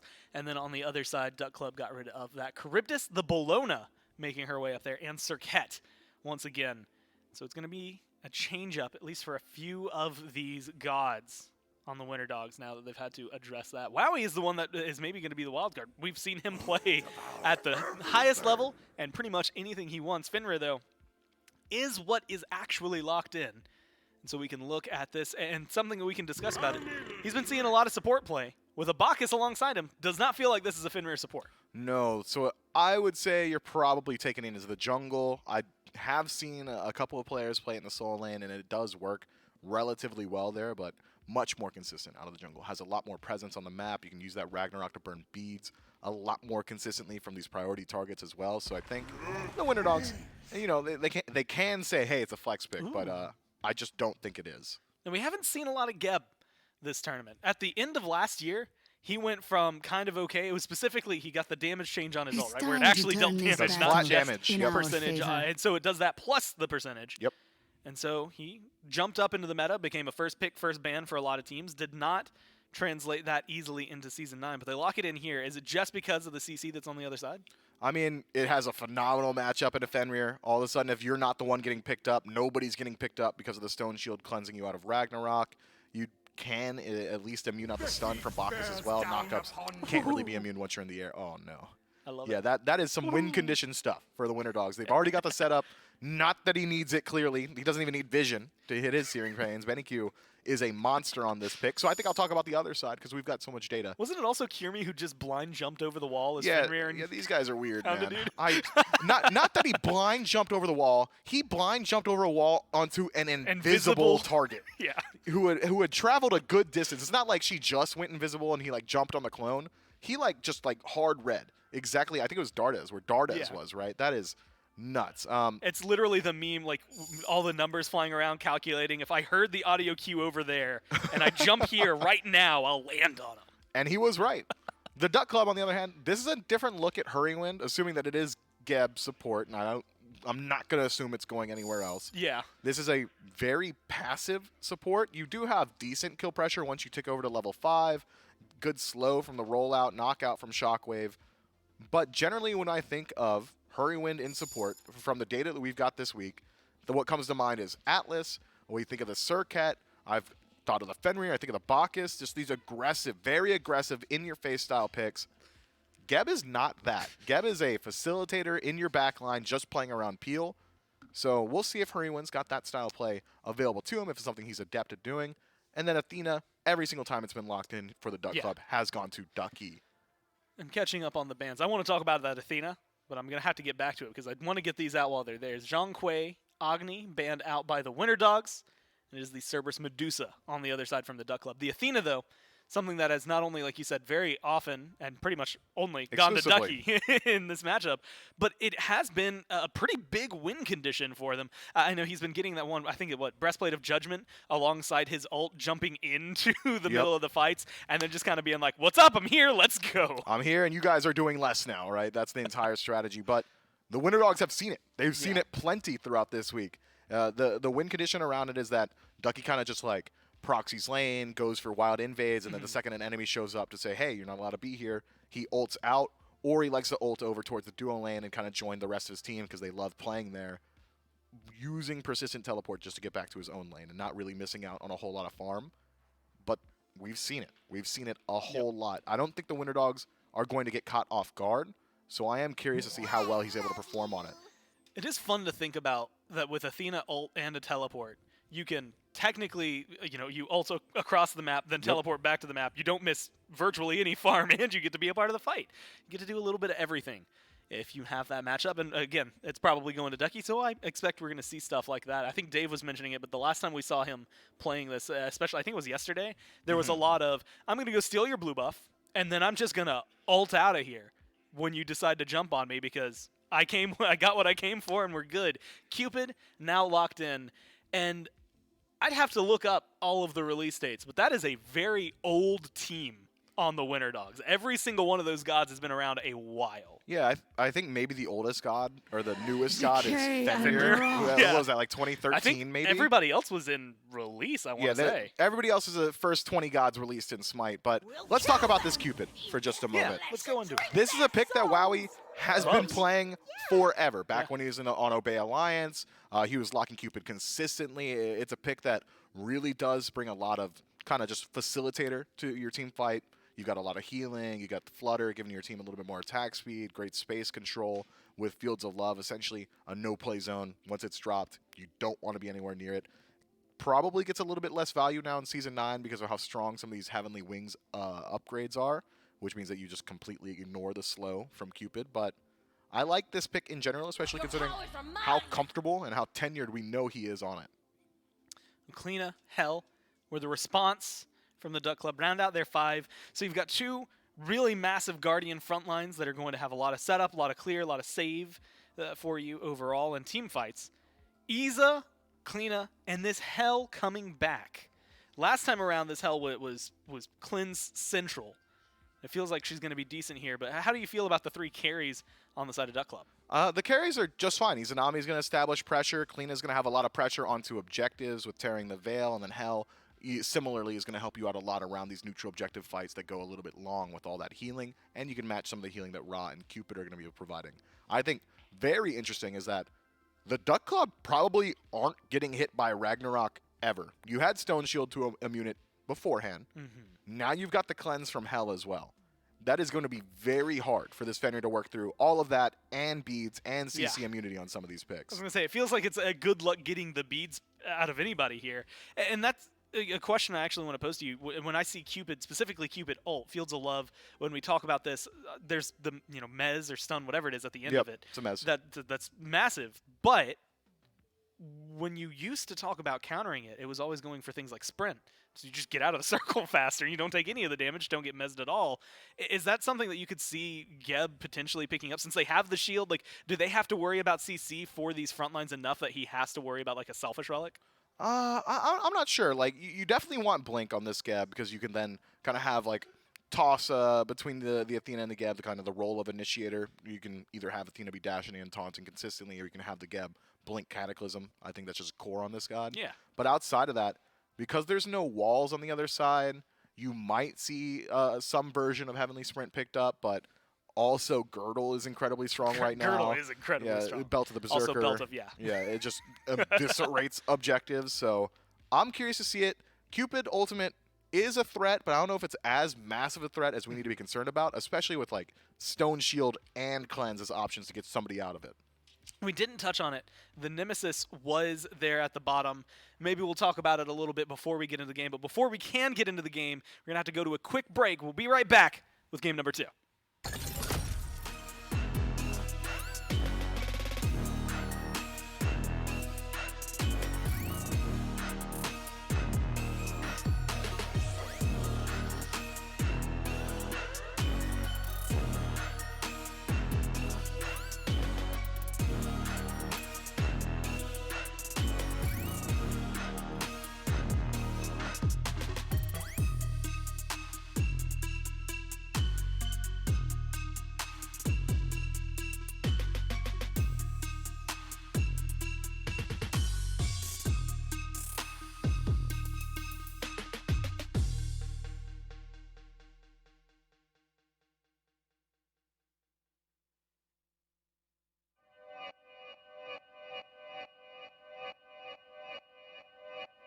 Yeah, talking to my mirror like I love you so much.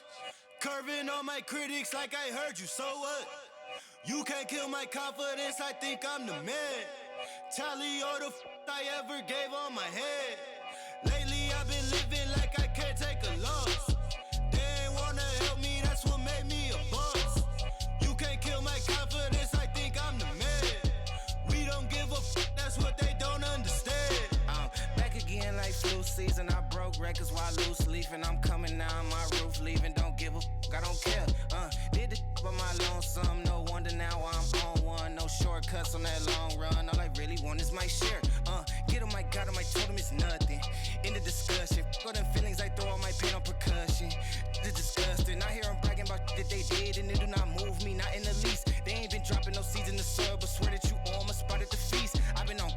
showboat, rowboat, wave ride. Cool shorty, too naughty, pool party, wet for the face ride. Annie up, penny down, hand me down, thrift store, old drip. New money, too funny, old shorty, talk about old.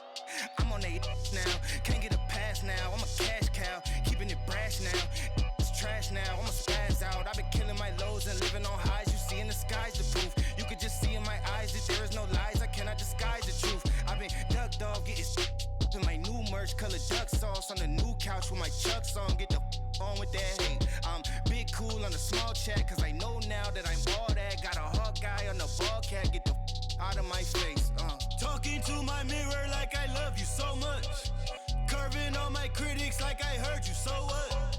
You can't kill my confidence, I think I'm the man. Tally all the I ever gave on my head. Lately I've been living like I can't take a loss. They ain't wanna help me, that's what made me a boss. You can't kill my confidence, I think I'm the man. We don't give a that's what they don't understand.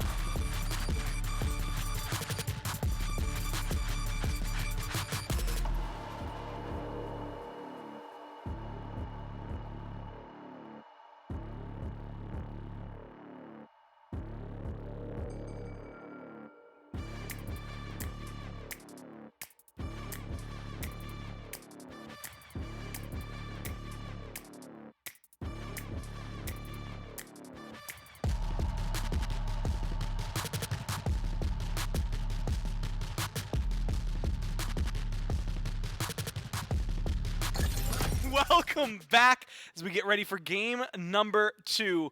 Everything sorted out between the two teams here. Mifflin, at the very end, I was going to ask you about that Nemesis pick.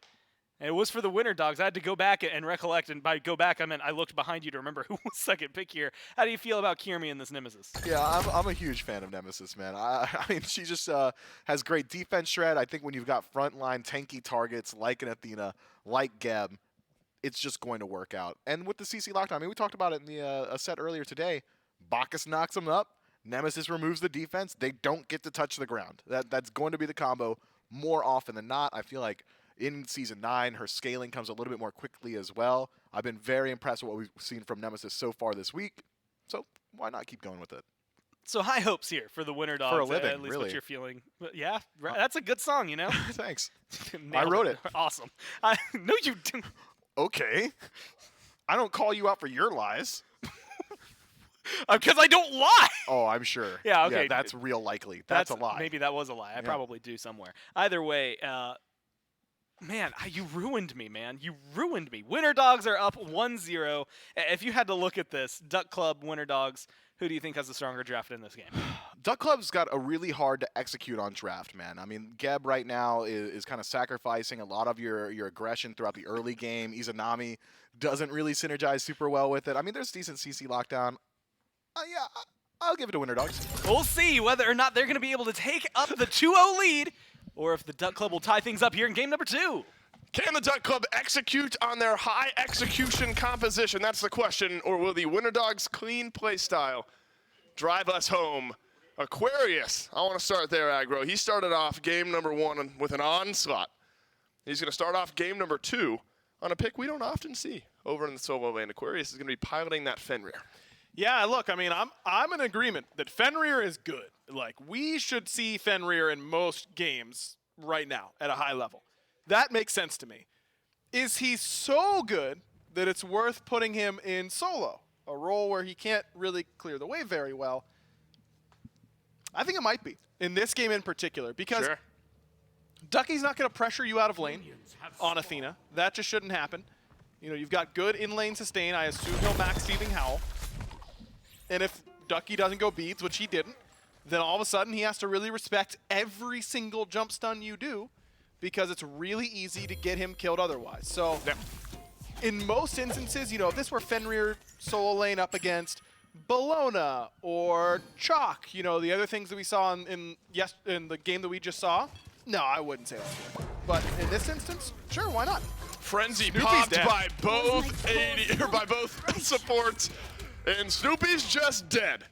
Winter Dogs come out ahead far and Can't do away. it. Not only they can hit level 2, they'll get first blood. I just don't get it, man. I mean, what do you lose from just giving up that wave in terms of wave pressure? You lose this Harpy that they Do you just think lost? just by construction of these two duo lanes, Yeah, that you they just lose have to that give 1v1 yeah, no matter what? You have to give it, because if you get hit by that belly flop, you're dead. And I get it. You're Izanami. You shouldn't be losing wave 1. You shouldn't be losing wave 1.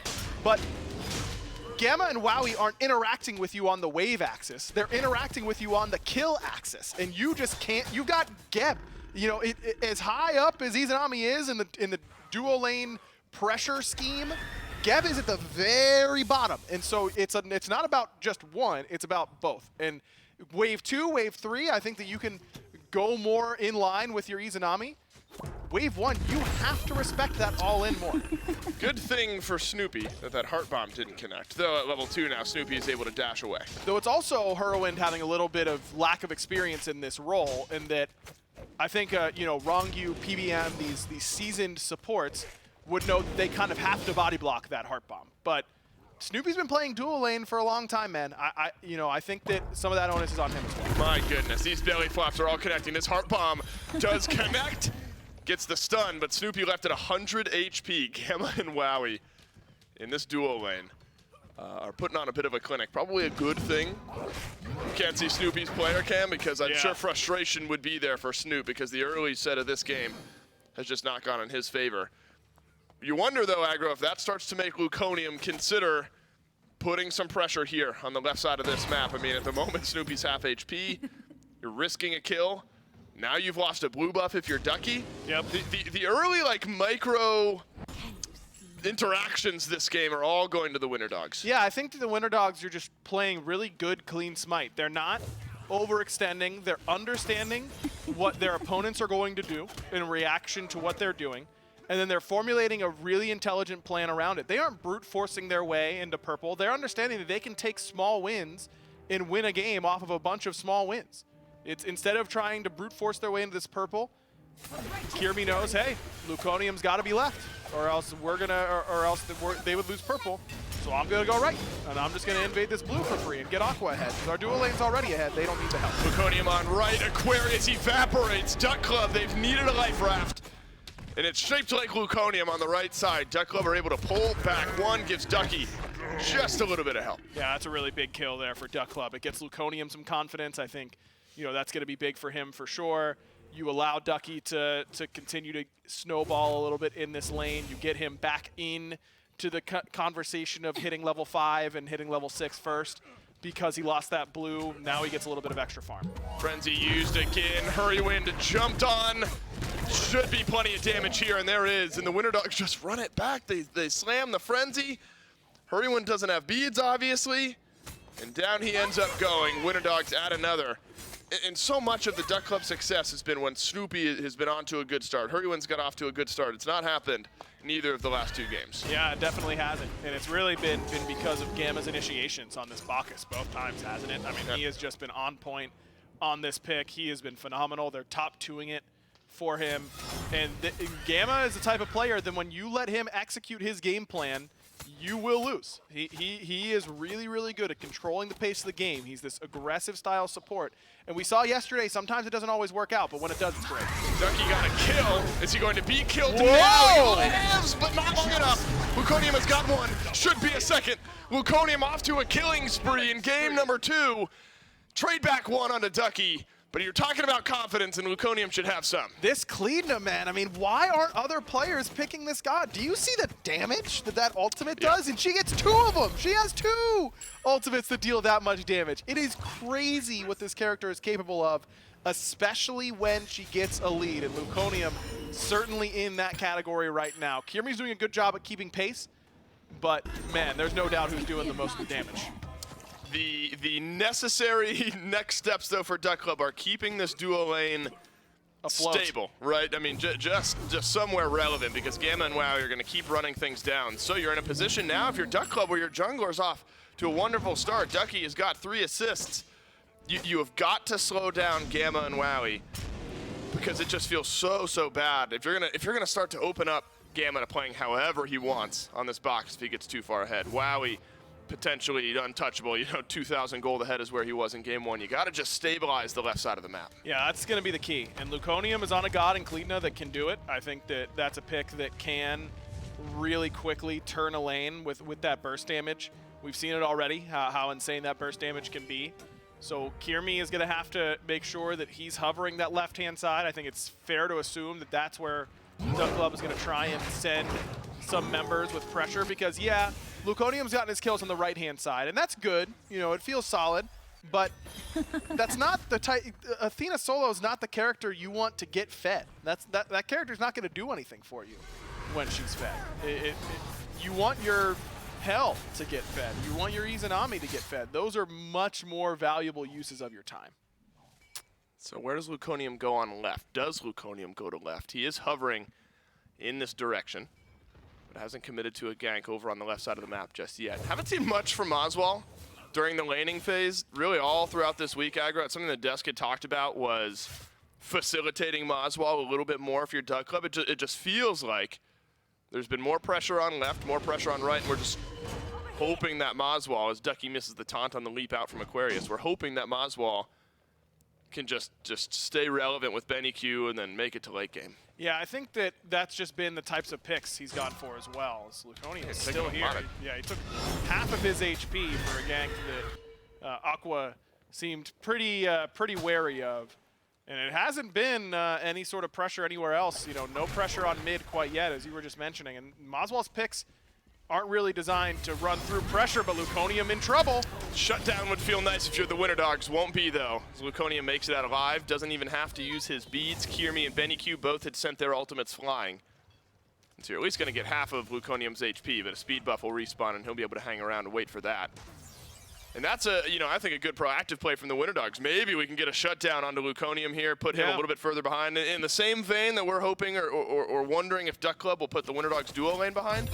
That's the type of play where Winter Dogs are looking to slow down the leader of this Duck Club team in game 2. No doubt about it. They're playing aggressive, as is Snoopy down 2 levels, still looking for the 1v1. Getting close to getting the 1v1, dashes in. Wow, he is dashed away. Snoopy needs a few more autos. Heart bomb. Got him. Doesn't connect in time, and Snoopy wins the 1v1. Cataclysm out from Hurrywind, and now Snoopy has got a whole lot of damage to sidestep. Won't be able to do so, and the Winter Dogs rally behind their duo lane. Confidence for Snoopy for sure in the 1v1. You end up trading out a kill. Yeah, still uses beads to dash aggressively. You know, that's just a risky play to go for when you don't know where Kirmi is. If Ducky can say for sure, oh, he's over here, or, you know, maybe Moswall says he's in right jungle, I like that play a lot more. Because, yeah, you get the kill on the guy who's ahead, but you don't get to stick around on the map to get the farm that he won't be getting. That's the key, is the farm after the kill that Snoopy needs, and he doesn't get it by going for that kill. And all that happened is that Wowie got his beads and traded ultimates. And now Kirmi gets a kill, you know, Gamma got an extra assist. That kill ends up being better for the Winter Dogs because neither Hunter got the farm, and Snoopy lost his beads, whereas Wowie didn't. Hurrywind will roll on in as Gamma had sent a belch towards Snoopy. Purple buff invaded, gets dropped down by the Winter Dogs. Now Hurrywind has taken the ultimate from Kirmi. It's an ult in from Ducky. Watch Benny. That'll result in a taunt. Big damage out from Luconium as well. Oh. Needs to be an early kill, and it is, but it's Beniku who swings first. Snoopy's in on the counter punch.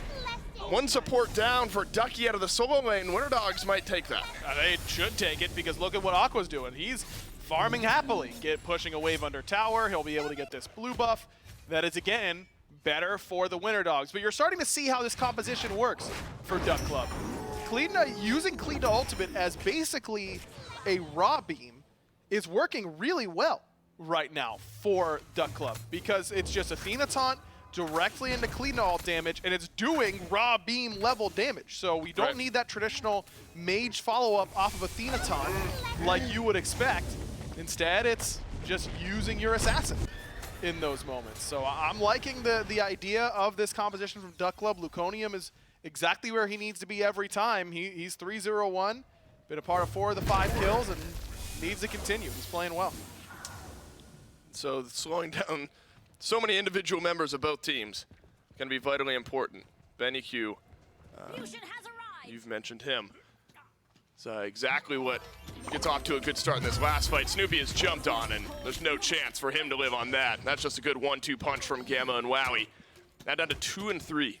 Zizami. So slowing him down, and that's what the Winter Dogs have been able to do. This is what they've done every single time these two teams have played, is that Gamma has just camped this duo lane, and it has worked every single time. Gold Fury up and down to half HP. Hurrywind takes a whole chunk of damage. A lot of that from Beniku. Cataclysm out, doesn't do much as Kirmi's got the beads. Wow, he adds another. And suddenly the Cupid is a problem. If it wasn't already, it sure is now. Good news for Duck Club is 1,000 gold lead, far from insurmountable. There are still parts of this map that feel okay if you're the Duck Club. The 2.3k XP, a little less exciting, but in the gold and itemization department, not too bad in the alarm bells department just yet. No, I mean, I think that you've still got this hell in mid. Moswall scaling up, you know, going for this really tanky build that he's been loving in mid. It's so funny that everyone's just saying how insane Flat Pen is, and Moswall just continues to not build any in his first 2 items. He usually does go a pen item third, Flat Pen item that is, but just valuing his life right now on this hell, which is smart. That's what this character needs to do. You just need to survive the initial engagement. They played this hell comp up against Fun Havers earlier on today, and I thought Duck Club used their healing really well. Just willing to go blow for blow on fire or on Gold Furies and then sustain back up. But Winter Dogs have very intelligently drafted sustain of their own. They've got Beniku on the raw, so it's not going to be as easy as it was up against Fun Havers because that comp didn't have any heal. Beniku looked at. Luconium went in a little bit there, but ends up not getting too much poke. But again, Beniku with that heal. all good. Looked at by Luconium just for a moment there in the mid lane. And that's going to be the important dive to look out for as this game goes on. How can Luconium disrupt that backline of the Winter Dogs? Gold Fury is up here. And if you're wondering where you want to put your pressure, if you're the Winter Dogs, fighting where your ADC is 3 levels ahead seems all right. Seems good to me. And so maybe an early Gold Fury pull will force the Duck Club squad to rotate on over here. And think about how they played some of those fights Duck Club did in game 1, where even though they were behind, they kind of stood their ground around the Fury pit. As Aquarius has actually caught up and surpassed Ducky in levels, so worrying trend out of the solo lane. Is it enough, though, to avoid a kill here? Ragnarok is on to Ducky, avoids a bunch of the damage from Luconium, but the taunt and the lockdown is in. Aquarius uses the beads, jumps out, min-maxing the CC immunity to avoid a death there, and wasting the time of Duck Club while the rest of the Winter Dogs are on the Fury. Love it, and that is secured by the Winter Dogs just in time. Winter Dogs using this pressure earned on the left by getting Wowie ahead, putting Snoopy behind. Gamma is top of the player damage charts and has really been carrying, man. I mean, I've been really impressed with him. I think that he has clearly shown that he is SPL ready coming into this LAN, and I think he's done nothing but reaffirm that position with how well he's played. And so, Aggro, a moment ago, I'm like, yeah, it's 1K gold lead. It's not that bad. In like a minute or two, we're up to 4,000 gold in the lead for the Winter Dogs, and Snoopy has just been taking Fields of Love after Fields of Love. The solo kill was for Snoopy a moment ago. Looks like Ducky's ult actually saved Snoopy this time. The DR enough. Can Wowie win this engagement anyway? It's going to be a 3 versus 1, and Wowie's just bought so much time. Now we've used a Cataclysm. Huge. 3 ultimates to grab a kill onto Wowie, but it's Snoopy who gets it. And that's a big, big boon for the Duck Club. And this time he lives, which is equally important. As Duck Club, that was Luconium who just stole away Pyromancer. That's 2 big plays back to back. And now no beads or Aegis on Wowie. And they got the beads last time and did not really play around that cooldown. We're not able to find a window. This game can get really close really quickly. Yep. If they just get another kill onto Wowie as soon as he comes back to this lane. I know Snoopy doesn't have beads, but he does have Aegis. He wasn't even level 12 right. The last time he was in base. Now he's able to get the Aegis. Snoopy can catapult ahead of Wowie very quickly if they're able to put him down once again. But I'd anticipate Gamma's going to know that exact same thing and come right on over to this side of the map to try and protect his Hunter. About 100 seconds on both Aegis and beads from Wowie. As Snoopy has reached level 14. The story a moment ago was 3 levels down for Snoopy. Now just 1. He makes his way up to 3 and 3. Completed chin size for Wowie, so Snoopy is going to need some help in that engagement. And Ducky, you know, I guess when you're playing the Athena solo aggro, you have that global ultimate. You're allowed to play a little bit further forward, a little bit more aggressive in moments like this. You know, Kirmi pokes his head around the corner, you can just ult on away. Still, he's giving Ducky some freedom to operate over here on the right side of the map. He's built Celestial Legion helm as well. Seems like that's kind of a nice catch-all item for any characters in the game looking for some magical power. The magical power and physical protection. Prots, yeah, that's the big thing. So definitely like it here for Ducky and for Moswall. You've got a lot of physical damage dealers coming your way, particularly this Fenrir, who's not going to have a lot of pen. Making sure you get a little bit of physical protection will go a long way against him.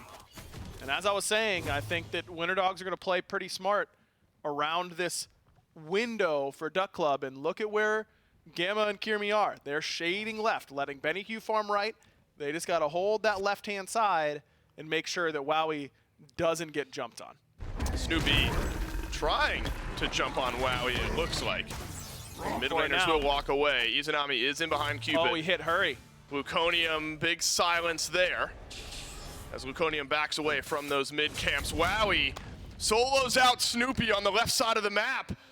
And that's the opposite trend. Snoopy had been looking for the 1v1. Snoopy walked into that lane. Yeah. And Wowie was able to find it. And Wowie just has the item advantage. Snoopy knows that's a disadvantageous fight, but he knows he doesn't have relics, and he was calling Ducky's ultimate over, and Ducky accidentally ulted Hurry instead of Snoopy. But by that time, Snoopy's committed. He can't get out of that fight, and that missed ultimate is absolutely huge. A rare miss on the raw ult from Beniku, but will it matter? Kirmi chases Luconium through the Aegis. We're diving tier 2 towers. Good juke. And Moswall just off with the last bit of damage as Kirmi has dodged it out. Hurry went rotating over from left this time. Maswal looking for the chase to continue. Good slow on the Gamma. Should be a return kill, and it is, but it goes on to Hurry. Aqua up and over the top, realizes this might not be the fight that he wants. Taunt back in, Aqua still got beads, but Hurry has to use that Cataclysm. This Fenrir is tanky already. Takes a chunk of damage, but able to walk on out thanks to Beniku. Beniku has built Spear of Deso, and then some percent pen on the back end. And this is where Wowie gets caught off guard, and we'll see exactly what happens. Dodges out the Dark Portal. A massive chunk of damage was missing. Yeah, really good patience there on the Aegis from Snoopy. This fight's a win if he has Athena ult. I don't think there's any question. You know, that should have been an easy kill, but Wowie just plays it really well. And like I said last game, Wowie is not going to lose you a game by making a stupid mistake. That's just not what he's going to do. He's a game manager, and that is not inherently a negative in any way. You know, game managers win Super Bowls, Dave. We all watched Joe Flacco do it, much to our chagrin. Sorry for bringing up a Super Bowl so soon, by the way. No, that's all right. And that's just Wowie's playstyle, and he does it really well. Yeah, I'm going to need a minute. Yeah, okay, go ahead. You know, great season, though. Yeah, right. Everything's great. Everything's fine. No one said it. A Super Bowl for both of these two teams, and Hurrywin's been sacked again as Kirmi gobbles him up on the back end of the Ragnarok, and just in time for the Primal Fury. The gold lead getting ugly, especially after this objective. 4.3K, 4.8K in experience. The Duck Club have just not had answers. I was wondering what relic Hurry was going to go after he hit 12, because we've seen these stories before. Fenrir's just ult the tanks, and then they die. And I was wondering if Hurry would go beads. He did not. He went sprint. You know, I really think that is optimistic here from Hurwin, that he's going to be around Maswal to get cleansed. And they've got double cleanses. I mean, you can't be more prepared for a Fenrir than Duck Club are. But unless Maswal's right next to him, and you really don't want Maswal right next to him, that play is going to happen over and over and over again. Winter Dogs are going to pick up Hurwin with the Ragnarok. Kirmi's going to drop his ultimate, and Beniku going to one-tap him. Beniku, as I mentioned, had some of that percent pen online. Nice burst damage with the soul gem as well. Winter Dogs able to play around their mid laner. And again, it's been you know, sort of a quiet game really from all the Duck Club, of course. There's 7 kills on the board, but Maswal especially. You know, the 1 assist is there. He's fully farmed up to level 20. Hitting some okay power spikes here. Get some flat pen online with the Spear of Desolation. Tier 2 in the Ob Shard. So, you know, maybe we're poking our head into the territory of where he can expect some damage. Winter Dogs, though, I'm not sure Duck Club expect this. They need to because they are close by. Winter Dogs pull out the FG. All 5 members here into the back line, and wouldn't you guess it, Hurrywin picked up, pulled back, belly flopped, killed. That's Gamma, who's on that. Now the chase down is in. The Winter Dogs looking at Ducky, who will not get out. Not into the ultimate, not today. Maswal's around the back as well. No good on Beniku's snipe. Beads are there from Maswal. But it's a full 5 chase onto this hell, and it's just a matter of time. Alternate timeline gets popped. That's tough. And down it goes. Wowie with the double. That's even worse, to lose your alternate timeline in that position. And the Winter Dogs use a lot on Hurwin. That was 4 ultimates in order to kill the Geb. But he didn't get a button off. Didn't get to use his ult. Didn't get to use a relic.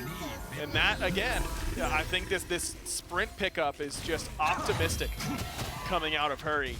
Winter Dogs are able to just group up once again, go straight for Fire Giant. And it's the same story, Dave. It's the duo lane pressure for Winter Dogs. It's Gamma on this Bacchus in particular really making it happen. And the Duck Club just, the whole game plan just seems to be, we only win through duo. They aren't drafting to win through mid. They aren't drafting to win through solo. It's let's hope Snoopy can carry us, and Winter Dogs have just, this is what happens every time these two teams play, Dave. That's why I'm so surprised that it continues to work. And I'm not surprised at the Winter Dogs not doing anything different. Right. Why would they? Why would you? They're doing it, and they're crushing them. Game after game after game with the exact same game plan. And we just have not seen an adaptation from this Duck Club team. Gonna have to be an adaptation in what we assume will be a knockout game 3 if this result holds. 10,000 gold ahead with Fire Giant. Hard pressed to find me betting against that. Tier 2 in mid, Tier 2 in left. Maybe an opportunity for a Phoenix defense, something of the sort. I mean, you know, you mentioned Maswal. He's somewhat farmed up here in this game. Snoopy's hit level 20 there as well. Just seems like a more consistent game plan. Ducky has been okay on a couple of those Athena ultimates. You have the potential aggro. I mean, you're really starting to split hairs here. You know, if Ducky's got to push out some waves at some point on opposite sides of the map, you have teleport and the ultimate, so you can at least relieve some pressure should we get there. But right now, I don't know if the Winter Dogs lose a fight under any of these objectives. No, I mean, they just have everything going for them right now, right? They've got sustain to match this hell. They've got CC. They've got damage. And they've got tankiness where the Duck Club just doesn't have the damage to punch through that tankiness quite yet. I mean, this Cupid for Wowie, I mean, he's got his starter item upgraded. He's 10,000 player damage this game. Wowie has really been killing it on this Cupid, which is no surprise. This is his pick. Yep. This is what he goes to. You know, this is exactly what I asked for from Duck Club. Ban Charybdis, top pick the Izanami in the first pick position. I think that was good. It was just letting him bottom 2 Cupid and picking gods that can struggle into it in particular. It shouldn't have come as a surprise, for sure. This is what this guy plays. Under the left side, Phoenix, we will gather. Gamma knocked up. That's a good target for the Duck Club. That'll slow down a bit of the reinitiation. Just a bit, though. As we continue to rally here, you're going to have to watch out. I mean, if Snoopy gets eaten up by a Ragnarok again, it's been the game plan time and time again. Maswal potentially able to assist there, but look like you're going to send Kirmi over to the mid lane. Luconium is in there as well. Clear out some of those waves. Dash into the back is Ducky. Jump into the back is Aquarius. Picked up into his mouth is Hurrywind. He is killed off immediately.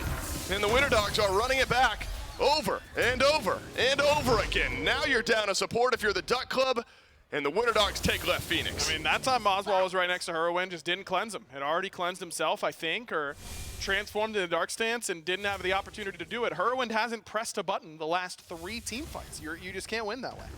You can't. I'm not sure they're going to be able to win game 2. Winter Dogs just need one more fight, one more push, and they will put themselves on SPL point. 15 seconds on Hurrywind. The Winter Dogs want to make sure to capitalize on this moment properly. Let's not push in too heavily. We've got one more Phoenix we can look at. Fire Giant for just a little bit more time. And it looks like we will pump the brakes on this initial push, but these fights, you know, I haven't seen a glimmer of hope since the early game. Right. I don't know if having 2 Phoenixes down, suddenly, you know, you get a little bit more time in this game. Duck Club have suddenly got it figured out, but, you know, Maswal's cleanse might have been missing from that fight. Something like that could give you an opportunity. Yeah, I mean, I imagine having a support be able to help in these fights wouldn't make it go worse for Duck Club, but I do think that they're just too far behind. I mean, Hurrywind does have Magi's now, but that means that Aqua just needs to land the jump stun, and, you know, maybe then Hurrywind can get off his Cataclysm, but then you're solo Cataclysming a Fenrir that is ulting you. You know, that's not a winning formula. So, you know, I just think that the Winter Dogs came in really prepared with this draft. I think that they were not surprised by what Duck Club did. I don't think anyone really was. I mean, the game plan seemed pretty obvious from the outside. And the Winter Dogs just really intelligently picked and then have played around it really well. I mean, this is just what we're seeing from the Winter Dogs, as we have all weekend, is SPL level play. Yep. And that you can't say that about Duck Club today. No, I agree. Duck Club will have 3 straight games. Yet, at least. Right. Up to this point, we have not seen it. It's going to require a total rebuilding of strategy, I think, going into game 3. This one almost certainly over. Only fire minions at least dealt with, but mid and left will start working their way towards the Duck Club base. And Duck Club have no interest in competing for the 27-minute Fire Giant that the Winter Dogs will get on all 5. Oni minions still on right, should open up the door to a quick siege. And then you keep your eyes on Hurrywind and Maswal. How close are those two going to play to one another? The Ragnaroks have consistently been on Hurrywind. I would argue all 5 of his deaths have been from that. Maybe you can make a play here. Send Ducky, Snoopy, Hurrywind, not beneath the Phoenix, but into the middle of the lane. Ducky finds a taunt on a Beniku, who's eaten by the Dark Portal, but Benny walks away just fine. Snoopy this time gets picked up and sniped down by Benny. So at least Hurry survives, but Fields of Love collapses around Duck Club's ankles. Luconium is alone in the back with the Winter Dogs, and that has left 2 members of the Winter Dogs in the base of the Duck Club. Ducky will go on back to base. Luconium will be delayed. And now the rest of the Winter Dogs will walk in towards the right Phoenix. Aqua nearly got a kill in that 1v3 underneath the Titan, but don't think he needed it at the end of the day. Winter Dogs now all 3 Phoenixes down, and it's all over but the crying here in game 2. Beniku there, Wowie there. You've got all the damage you need, and the Winter Dogs in 28 minutes, cool, calm, and collected, roll over the Duck Club, and the Winter Dogs should be, barring a miraculous defense here, which is around the corner, but no, it won't be. Winter Dogs push us on to a deciding game number 3. Winter Dogs need to win 1 out of the next 3, and they will be in the Smite Pro League. Man, this duo lane just does not seem to have an answer for the Winter Dogs right now, and whether it's taking Wowie off of his comfort picks, that hasn't worked. Now it needs to be taking Gamma off of this Bacchus, if you ask me, because he has just dominated these early waves. And that's 2 games in a row that Snoopy or Heroin, I think it's been Snoopy both games actually, that has died level 2 or level 1. That's going to make it a lot harder, especially when this team, as I said, has not shown a capability of winning elsewhere on the map. You know, all eggs have been in the dual lane basket for Duck Club so far this entire tournament. Snoopy and Hurrywin need to go get some matching flannels, I think, between that games could be 2. It. Yeah, that could be it. What's tough, I think, you know, especially for Luconium, that's like a standout early game. You're off to a killing spree. Yeah, 3-0. Not much of that translated to the mid game. Nothing translated to the left side of the map. Winter Dogs are playing SPL level Smite right now. They're up 2-0 over the Duck Club. Will they promote themselves into the Smite Pro League in game 3? You got to stick around to find out.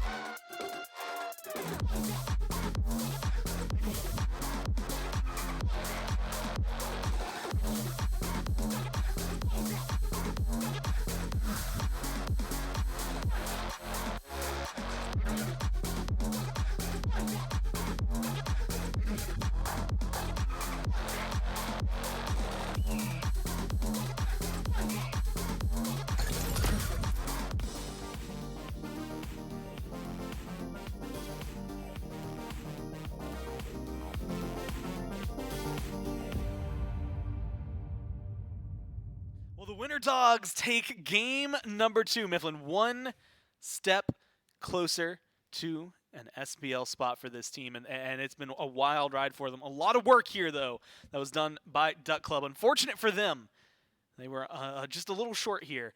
I mean, it feels like some similar themes overall, Mifflin, to what we saw in game number 1, which is a very early gold lead, lots of good fighting, but not necessarily the map play from Duck Club to match what Winter Dogs are outputting.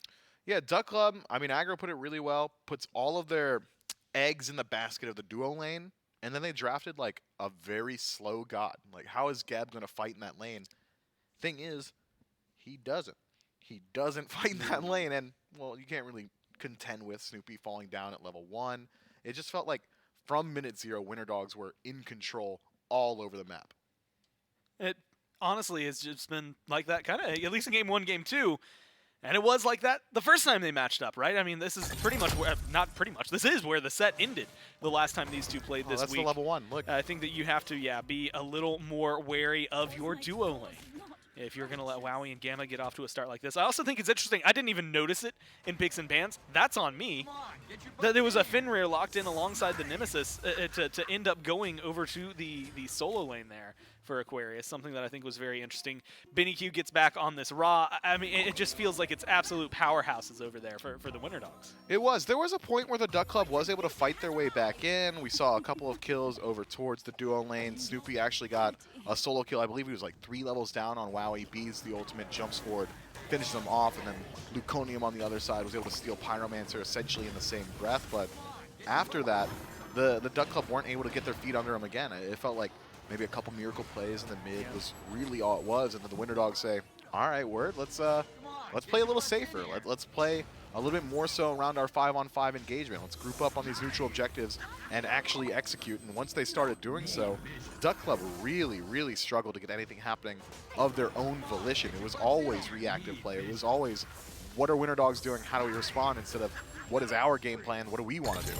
And I think it's interesting watching those highlights. I'm paying attention, very close attention to the gold leads. And 20 minutes in, it's a 6K difference between these two teams. It is massive to go into those 20-minute Fire Giant fights. Next highlight, Fire Giants on the belt of the Winter Dogs. All of a sudden, it's 12K. So they've doubled what they had, just 4 minutes prior. 2 minutes later, oh yeah, it's sitting at 16K. Like, the fact that they were just constantly pulling in more and more towards their side, I think goes to show a lot of what they did. And I think it's very rare. I feel like GPM has been mentioned a ton this week compared to what we normally talk about, but just the farming that the Winter Dogs are bringing and the numbers they're outputting, anything over 600 is absolutely insane. And the fact that your support is in the 547s, most supports hover in the 490s if they're lucky in a game. I mean, that is something that, again, for SPL level, is a lot of really good farming from them. So a lot that they have to think about. And of course, of the Duck Club, they may be thinking a little bit about this from January 28th, 2022. So this is almost a month ago. Beniku tweets out that he will be in the SPL this year. He is now 1 game away. Do you believe him? From making this true. Like, you think it's going to happen? Yeah, I'm starting to. I'm starting to believe. I think I might. They're 1 game away. Them. If you've seen these last 2, I don't know. It feels like the scales are tipping in their favor. I don't know. It's hard to count this the Duck Club squad out just because they have such a history and tenured roster that backs against the wall. That's typically when you can either open up and you are ready to fight back, or everything shuts down, and then unfortunately you just fall apart. And I think this is a team that has been in positions. I mean, you have to look at some of the players they've been in, both winning and losing positions throughout their careers. I think this is a good team to try and bounce back here. I think it is, but I need to see some adaptations in the strategy. Yet again, the Duck Club, what they've been doing all week, is jamming the duo lane, jamming duo lane pressure, jamming everybody over there. That has clearly been addressed by the Winter Dogs. They are very clearly ready for that style of play. They've drafted very well around it. Gods that can sustain that pressure. Gods that can kind of counter-engage. Gods that can self-peel, like Cupid, just drop Fields of Love, walk away. So, if your strategy has been exposed and it hasn't worked twice in a row, I don't want to see him go back to it for a third time.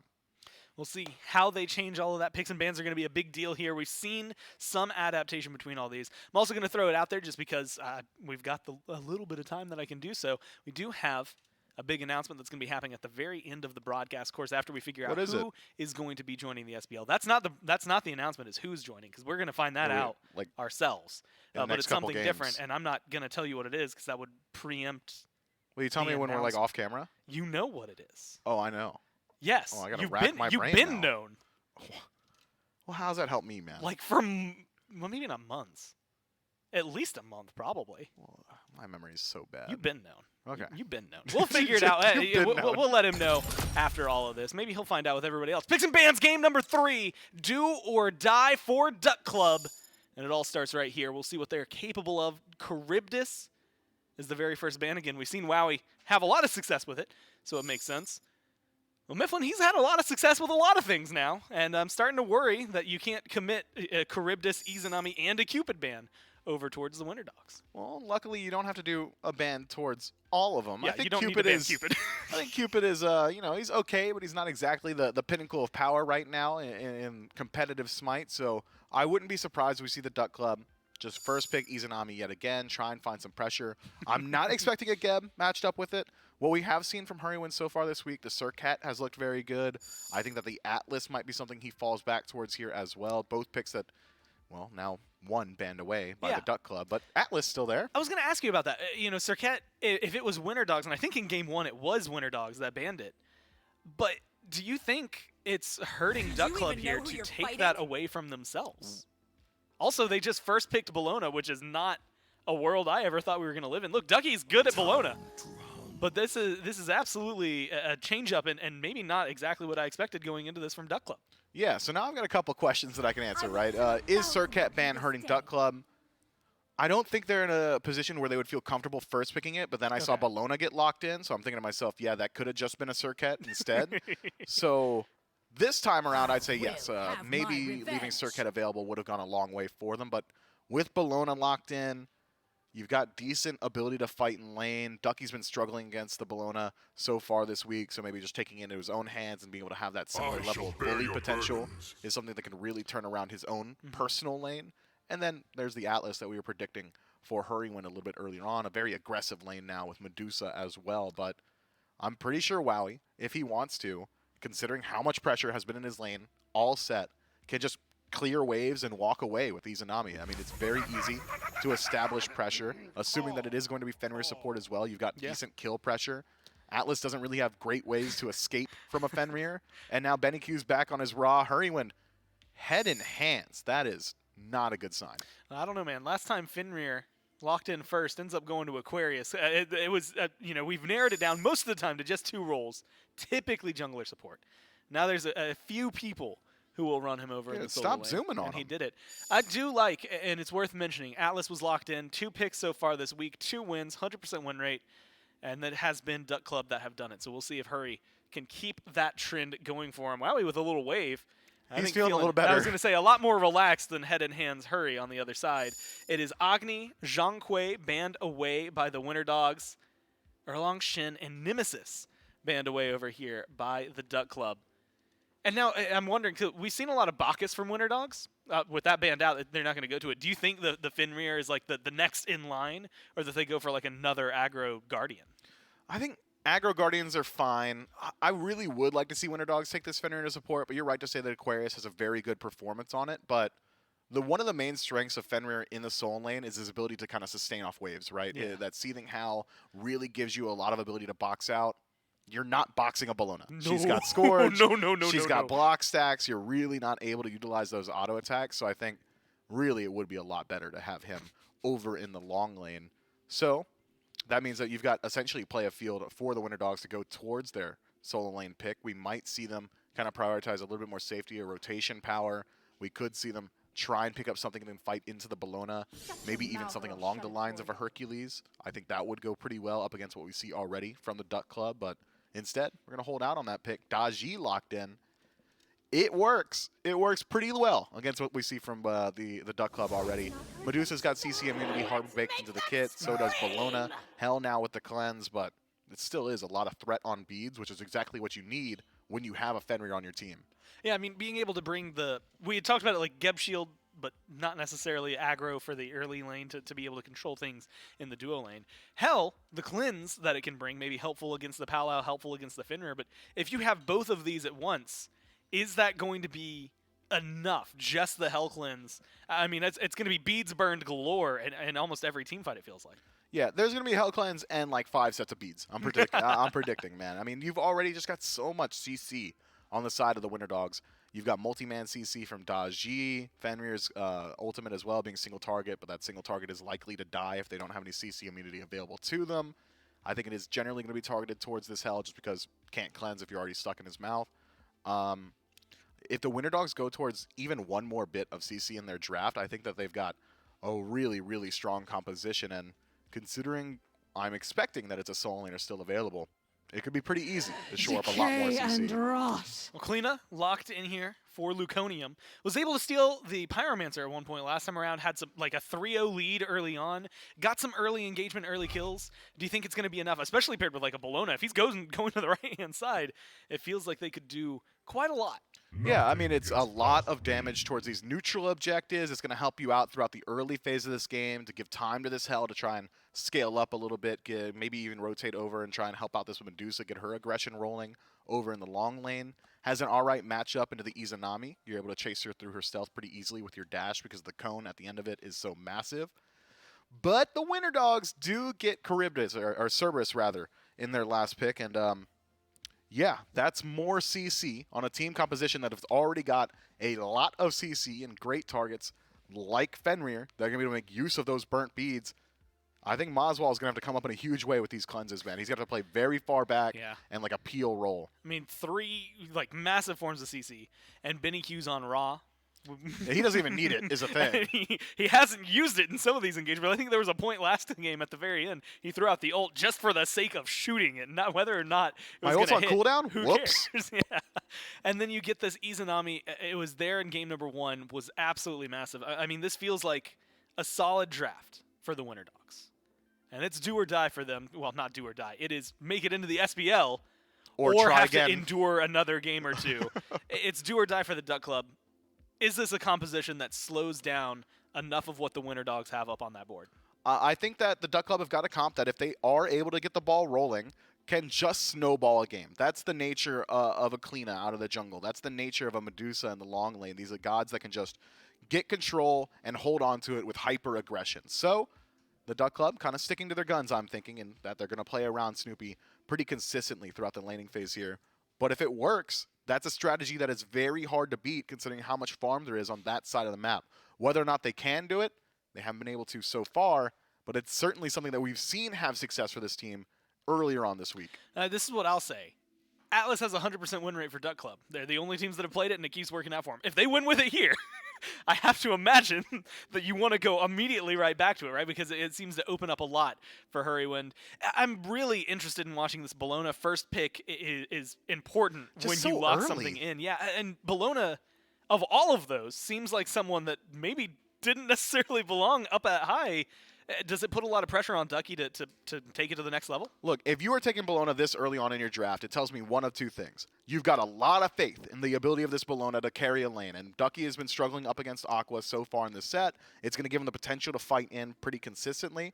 Or you're taking it just to say, hey, we want counter picks elsewhere in the draft. I don't see those counter picks, so this Bologna has to perform. Well, we'll have to figure out, can the Duck Club fight back, or will the Winter Dogs make it into the SPL right here? Let's find out with Dave and Aggro. Final game of the week. The Winter Dogs and Duck Club go toe-to-toe in game number 3 after the Winter Dogs roll over the Duck Club in games 1 and 2. And it's all been about Duo and Aggro. It's been Snoopy and Hurrywind being put behind, Gamma and Wowie drafting pressure, They've been bringing it so far. And this has got to be the game where they don't die level 1 or 2 if they want to have a good opportunity to do it. And Herwind has beads, not Frenzy. It's been double Frenzy both times in this duo lane, so certainly going to see how much respect Duck Club will give Gamma and the Winter Dogs over here on the duo side. But, you know, Izanami, good kill pressure level 1, not quite as good as Cupid. Fenrir, good level 1 kill pressure, maybe not as good as Bacchus. I don't know. They're pretty similar. So we'll see what happens here, Wave 1. The clashing of the waves begins as the Winter Dogs hope to join the ranks of the SPL after this one. And no fighting will be had except for Gamma and Wowie jumping on Hurrywind and Snoopy. So the lane without the Frenzy, or the lane with the Frenzy, excuse me, doesn't have to use it. They'll still reach level 2 first, go take one of those back harpies, but Hurrywind and Snoopy stay alive at level 1, something they weren't able to do in game 1, or game 2 rather. Yeah, So, or both. Or both, yeah, right, at this rate. And so an early win for the Duck Club. See, yeah, that's where we're at in the set, by the way, is that we're counting not dying level 2 as the win, and appropriately so. So that's how this set has gone if you're just tuning in. It has been dominant. Oh, no. Is it going to be elsewhere? No. Kirmi blinks forward into mid lane, but Luconium able to back away. Hurrywind maybe eyeing something here. Dashes forward into Wowie, who heads back on out of this lane. Double stun from Gamma. And that'll just buy some damage. Just talked about, you know, snowballing, things like that, through maybe even the Kleena. We saw Kleena off to a killing spree in game 2, and it was just never really able to translate into much more. Now we got a Daji versus a Kleena out of the jungle. Good poke from Luconium, at least takes one of those mid harpies. Might consider chasing down Kirmi a little bit further. You gotta know Beniku somewhere behind you, but to steal away some of this back farm. And so if you're getting some early pressure, you know, you're sowing the seeds for what could be some successful fights later on in the lane. Yeah, need something to go your way, you know. Are they going to play a little bit more around mid in this game? You know, Ducky's on a character that you can camp and get ahead instead of the Athena solo. Is this where you're going to exert your pressure? You know, Duck Club, I just want to see some versatility here in this game 3. You know, you can't start thinking about how you have to win 3 games in a row. That's never going to be conducive to coming back and winning this set. Instead, it's thinking about, all right, we got to win this one. And how do we do that? That's going to be the key. Aquarius able to grab his own blue buff at least. Gamma putting pressure over on red. The Dust called it out as well. Hurrywind undefeated on this Atlas pick. And, you know, the God pools he's brought to the forefront, I think Atlas has maybe looked like one of his best. Sarkett as well, but Winter Dogs have properly identified that in advance. No stun from Gamma. Actually, Gamma's taking a lot of damage. Could be an early kill. Should be an early kill, and it is. Hurrywind grabs first blood, and the Duck Club finally finds some early pressure. And I said it yesterday, it will be true forever for Gamma. He giveth, and he taketh away. So sometimes you get the bad with the good, and that's just what you have to accept. Kirmi is here on duo. There's going to be a lot of damage, but not a lot of tankiness. Hurrywind burned down, and Wowie able to grab a kill right back. Kirmi has eyes for Snoopy, but Snoopy able to dash away. Yeah, I thought that was going to be close, but Snoopy missed the acid spray. It would have at least forced Wowie to dash back. Don't think that Hurrywind ever survives that instance. That's just a good bait by Wowie. Luconium, lots of damage into Beniku here. Dodging out the second bit of that ultimate damage. Well, so Beniku will go back up, or still fighting. Kirmi never left. And now both of the duo lane for the Duck Club have been looked at and been taken down. Wowie gets one, Kirmi has the other. And after a fantastic start, Hurrywind handing a kill over to the Duck Club. Winter Dogs answer with 2. Yeah, and that's a big kill. I mean, Snoopy doesn't use the beads in that situation, and still hasn't had an opportunity to level the ult. So his CC immunity will still be there, but it's again Wowie with a lead over here in duo, and again, constant focus from Gamma and Kirmi on this duo lane has been every time these teams have played. Focus there in mid from Luconium and doesn't get a whole lot for his pressure. So, you know, it's a pretty big difference in what these junglers were able to do right there. Kirmi gets a kill and an assist. Luconium got some mid harpies. Daji aggro can be seen as kind of a game-wrecking pick from time to time. Oh yeah. Just the pow-wow, the pressure that it puts on not only positioning, but beads, and there's got to be some pressure on beads here. 4 of them, as we've mentioned, for Duck Club. Only Ducky, who has TP.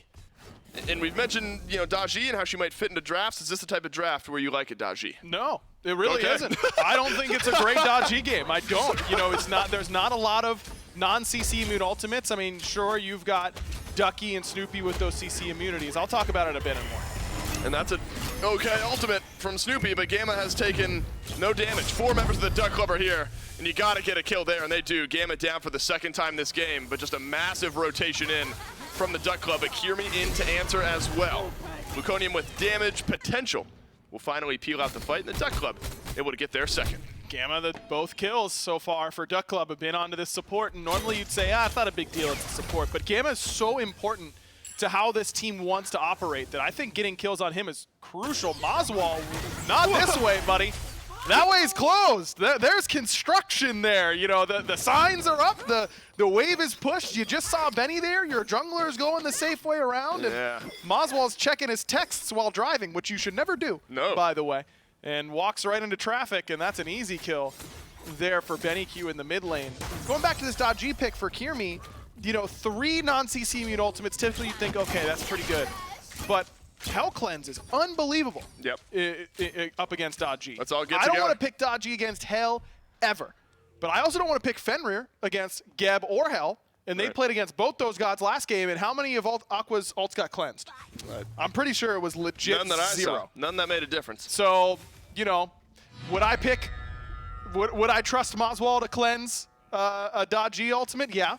But I also would have trusted him to cleanse those ultimates last game, and he wasn't able to do so. And this is one of Kiermi's better gods. If he thinks he's going to be able to get hot on it, why not? Make Moswall do it. And until he does, I don't see why you have to respect it. Moswall's already taken a forgettable death in this game. That's given the first over to Beniku, who's going straight into the flat pen on the Ra this time. And the Spear of Desolation on the other side, Moswall valuing more of those physical protections for good reason. Kiermi and Gamma might just be running it down the mid lane here before you know it. Kiermi has just lived over here on left. Daji is here once again. This might be Snoopy or Hurrywind overextending or initiating. And Kiermi is just right there to mirror. But Gamma's around the back here as well. These teams are all suddenly going to clash with one another. Palau beads out by Snoopy, or ulted out rather by Snoopy, who will dash away. But the fight continues on the other side. Luconium walking back, but Ragnarok waits out the beads, and Luconium delivered to the doorstep. Gamma knocks down another, and the Winter Dogs again on the left side of the map, and a late TP from Ducky. Maybe looking for a re-engage, but nothing to be found. I mean, everyone's got beads, everyone's got blink. There's no threat from Ducky being here. All you get from this teleport is a purple buff, and Aqua just went and got pushed a wave in, got both back harpies. Definitely just an outplay there by the Winter Dogs in a 3v3. Snoopy's trying to bait himself. They know that Kiermi's there, but Kiermi just plays it well. I didn't love Hurwin's pathing around, the back of that fight. And Luconium just arrives and then dies. You know, barely got any damage off. Beads the jump stun, and when you're playing against Fenrir, you have to know, unless he's ulted, I cannot beads the jump stun, or else I will die to Ragnarok, and that's what happened there to Luke. Luconium, level 9, so 1 level ahead of Kiermi. So while Kiermi has been hanging out in duo lane, Luconium waltzing around, farming out of the jungle, maintaining some XP relevancy here in this game, so at least hasn't fallen behind there. Close in the XP department, just a bit ahead is Luconium. Kiermi back on the other side of the jungle, and we're seeing the early indicators of, I mean, I wouldn't put it in game-wrecking category yet, but how uncomfortable this Daji. Ducky sends a flag Kiermi's way, who walks on away from it, but Aquarius does the same. Both solo laners, ultimates that end up not making much of an impact. Kiermi, though, sees more around the horizon, blinks forward, dashes forward onto Ducky. Palau, 1 and 2, no good. 3 not there either. He will drop down, should be a kill on the other end, and Aquarius is the one who picks it up. Hurrywind on the rotation in from left, got to be a return kill here. Does clip out some damage onto Kiermi, and Luconium's got the last bit of damage. Snipe is good, though, from Beniku, and Moswall falls down to the Brutalize. Winter Dogs just gobbling up the Duck Club right now. That double stun in from Gamma on the follow-up from Beniku was gross, and the Winter Dogs pull a 2-for-1. Kiermi falls, but everything else up for the Winter Dogs. Yeah, it just keeps going to this Chaos side. Winter Dogs just getting the better end of every single scrap in these games. I mean, Gamma, He's just gaming, man. That's game of games for you. He is going off in these games. It was Bacchus the first two. Now they give him the Fenrir and doing more of the same. Despite those 2 early deaths, still making a huge impact in these fights. Snoopy has found some pressure on this side of the map. Use the ultimate, drops down the purple, but has taken a lot of damage in the meantime. At what cost? Have we ulted the purple buff and then walked away? Wow, he hits everything with the dark portal and then walks in. It's a bit head scratching for me, Aggro. Yeah, I mean, had beads, doesn't use them on the slow. Here's the look back at Beniku's snipe. And again, this is just Gamma and trusting it. I mean, that's a great snipe onto Moswell. Nearly ended up hitting Lugonium as well, but Benny has just been so accurate on this pick. Gamma's right there alongside him. His team is humming like a well-oiled machine. Could be in the death throes of this game if the Duck Club are not able to find some answers, but I'm not sure where you look. You're 2 levels down in Hunter, 1 in support, 2 levels down in mid, 2 in solo. Now 2 in support as I finish this sentence. I'm not sure where the Duck Club look, Aggro. I mean, you're looking for individual picks on players. We saw a moment or 2 where Wowie was caught out in game 2, but it took everyone from Duck Club rotating to that side of the map. You gotta hope for a mistake, and that's not really been there for the Winter Dogs at all this week. No, it really hasn't. They've played really clean smite from ahead. I mean, yeah, they had a couple games against the homies that they probably could have cleaned up and finished out, but you know, that Oni homies team is, there's a guy named Neil Ma on that team. I don't know if you've heard of him, but he kind of got 2 rings by being really hard to close out games against. So, you know, I'm not really counting that heavily up against the Winter Dogs. To me, it's up to Duck Club to show a way back into this game, and Luconium's the closest in XP to his counterpart. I still think Cleedna is one of these gods that can turn a game on its head really quickly. It opens you up to objective burn opportunities because her ultimate's so good in those situations. Beniku walked at, but doesn't take a whole lot of damage as he's hit some power spikes as well. Flat Pen, Sphere Deso into Charon's Coin. Soul Gem was the next item in game 2. Imagine we follow that same exact path here in game number 3. It's interesting, you know, with healing in right now, especially with both of these mid laners, Hell and Ra, especially with how much value you get out of, you know, Divine Ruin, given how popular Flat Pen is right now. Beniku looks elsewhere with the early part of his build. This Fury getting shredded, and the Winter Dogs confirm it. Hurry went in with a chance, but comes up empty-handed. Yeah, I like the attempt there from Hurry, but Benny clean on the secure, just making sure that he's got it. Frenzy there used, and now Kiermi going to use his ultimate. Hurry used the beads, but Luconium's in. Where is he going to look for, or who's he going to look for, rather? No one. As Luconium will walk on out of the red buff wall. Duck Club searching for plays. That's what we've asked them to do.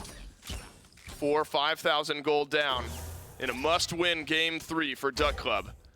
The Pyromancer is going to get looked at by the Duck Clubs here. At least going to trade out one of these objectives for the other. So small moments like this help. It's more preventative than keeping yourself you know, super involved in the game. Bad way to word it, but I think my point stands. Duck Club able to prevent the Winter Dogs, at least, from getting that pyro. Yeah, that's really what it is, it feels like. It's prevention. It's defense by the way of offense a little bit in a moment like that, because you just don't see a lot of other opportunities for Duck Club to be the aggressors. And it's, you know, it's looking still at this mid-jungle. Moswell is this Hell. It only takes one fight for the Winter Dogs for it to go wrong, and all of a sudden all the Hell sustain in the world comes in, but Ducky's just under pressure doing, this is kind of how it's been so far in this set. Winter Dogs just going around the map and exerting pressure as they please. So, we're 14 minutes in, considering when an early Fire Giant might get looked at. You've got a lot of damage ready to go, but that's when the game will start to roll. Bad news for Duck Club is all of your towers are still standing. This is just an organic 5,000 gold lead for the Winter Dogs, and a whole hefty heap of gold awaiting once this Winter Dogs team groups up and starts to put some pressure out on the map. And, you know, what's unfortunate is it feels like you've just got to kind of let some of these earlier towers go. You don't want to just give over free gold, but none of the fighting is working out for yourself right now. Kiermi has put together a fantastic game. Aquarius has had a fantastic set. And game 3 is no exception here on the Cerberus, 2-0-1. It's level 17, the rotation around the backside at level 17. We know Luconium's in this wall somewhere. Gonna get a jump over the wall, maybe. Beads forced by Luconium. That'll slow down some of his engage. Yeah, I mean, that's Gamma just, again, exerting pressure. Aqua is allowed to come over and do whatever he wants because level 17 Cerberus, he's going to really be difficult to handle for Duck Club because that anti-heal is going to be key. Snoopy looking for the 1v1 against Wowie. It did not work out well this time. Last time, 2v1 might look a little bit different. Wowie has to use the Aegis. Luconium will chase no further. Is there a rotation in behind, though, from the Winter Dogs? No. So the Duck Club go fishing, come up empty-handed. Like the idea, though, from Duck Club. I mean, it's something, right? It's an offensive play in some way. They tried to TP Ducky in. That was a really heads-up play from Wowie to send. It only takes 2 autos for Izanami because the autos coming back count as well. So you get to cancel out that ward pretty quickly, and that ended up saving his life in that situation. Beniku lets his ult fly in mid, actually catches out a chunk of damage onto Luconium. Kirmi is fishing. Camp back there. Kirmi gonna close this gap. Yes, he is. Aegis forced by Luconium. Ultimate is out from Kirmi. And another one over to the Winter Dogs. There's a teleport in from Ducky, but everyone's gonna disengage. These individual picks just keep piling up. And the Winter Dogs are on an absolute warpath, 8,000 gold ahead. It's appropriate that a game like this feels like a death by 1,000 cuts, because that's like Dodgy's whole thing, you know? It's like, I'm pretty sure her 2 is called 1,000 cuts. So it's kind of like they're doing the thing that Dodgy in lore wants to be doing. Wants to be doing. And it's happening in game. It's like a lore bonus, if you will. Is that how it works? They're getting an 8,000 gold boost. Did I just spoil season 11 already that we're doing lore bonuses? Unlucky. Right, horse and set. You know, you fight against one another. You get 1,000 extra gold if one of them kills the other. Feels that way for every kill Winter Dogs are getting on Duck Club right now. You're about 1,000 gold ahead for every kill you've gotten at this rate. And the Gold Fury, this time it'll be Oni, will be up. And it's almost like the Duck Club are just kind of watching the Winter Dogs kind of exert their pressure all over this map. It is a hard one to turn around. Even an engage like that, Moswell's not able to find much.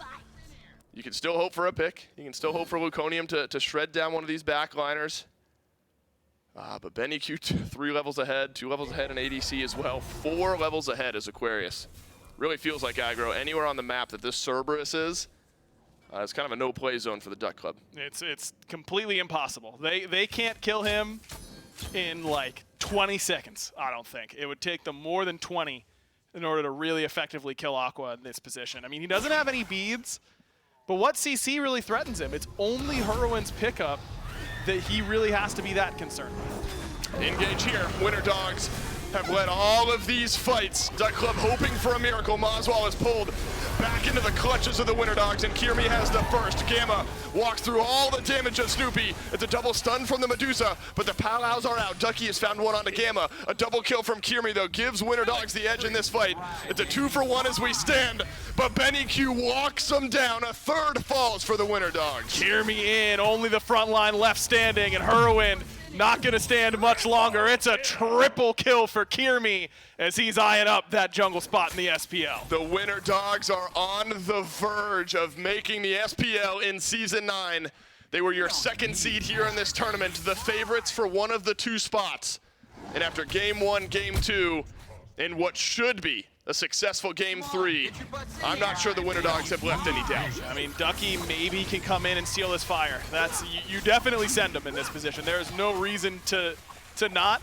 But Ducky's option is denied by Aquarius, who continues to just absolutely crush this solo lane, man. I mean, like I said at the very beginning of the set, Aqua was going blow for blow with Nika, who was a premier solo laner in the SPL last year. If you didn't watch SPL of old and know that Aqua used to be one of the best solo laners in NA, this should be a really good first impression for you, because I'm looking forward to seeing what this dude's going to do this year. The Duck Club watching hopelessly. So Winter Dogs should rally around this Oni Fury. Maybe a couple more fights, and the Valhalla Valkyries SPL spot will be officially filled by the Winter Dogs. Moments like this where big players could step up. But at the deficit we face here, you're gonna need a leap up if you're the Duck Club. Gamma doing as he pleases. Ragnarok is out. Hurrywin brought all the way back into the back line of the Winter Dogs, who are melting his health bar down. Kirmi on a 5-kill streak. Ducky pulled into the powwow. Dark Portal is there. Fear is huge from Luconium. Stun is massive on the other end. But all of that for 1 kill. Winter Dogs add another 3. That fight would have been really, really sick for Duck Club if they were down like 5,000 gold. Right. If they were down 5K, everyone grouping up right there would have been really bad for the Winter Dogs. But it turns out that you can get away with a lot when your lead is this exorbitant. And that's the position the Winter Dogs are in, man. It doesn't matter what Duck Club's doing now. It's just the Winter Dogs show, and we're watching it. We are. Left side Phoenix there. Fire Giant on 4 members of the Winter Dogs. 15-second respawns from Ducky and Luconium. Frenzy is popped. Oni minions working down the left side of the map, but the game will not end yet. The Winter Dogs will head on back. They will regroup. Maybe one more time. A tier 2 tower is in mid. A tier 2 tower is over on right. And the Winter Dogs have the SPL in their sights. Really just looking for Snoopy to get as much farm as you can and hoping that he can hit a massive Petrify, because neither Gamma nor Aqua have beads. Maybe, you know, a Petrify coming around the corner, a little peekaboo action could turn the tides. I don't know if they could. I think that Aqua could legitimately stand there, eat a Petrify intentionally, and then still live. But maybe if Snoopy gets enough farm, he'll get to a position where he can actually kill him after that stun happens. Yeah, we got a minute to go before Snoopy gets to a point where his farm is relevant enough. A total split on the net worth charts. Even Gamma ahead of everyone else on the Duck Club. We are in the death cries of game number 3, and the Duck Club hopes of joining the SPL. The Winter Dogs all tournament long have been the team up with the Oni Warriors. They have been eyeing this Valhalla Valkyrie spot since the beginning.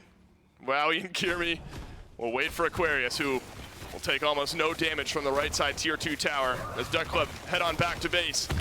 Maybe one last defense. Fire Giant fall off in about a minute or so.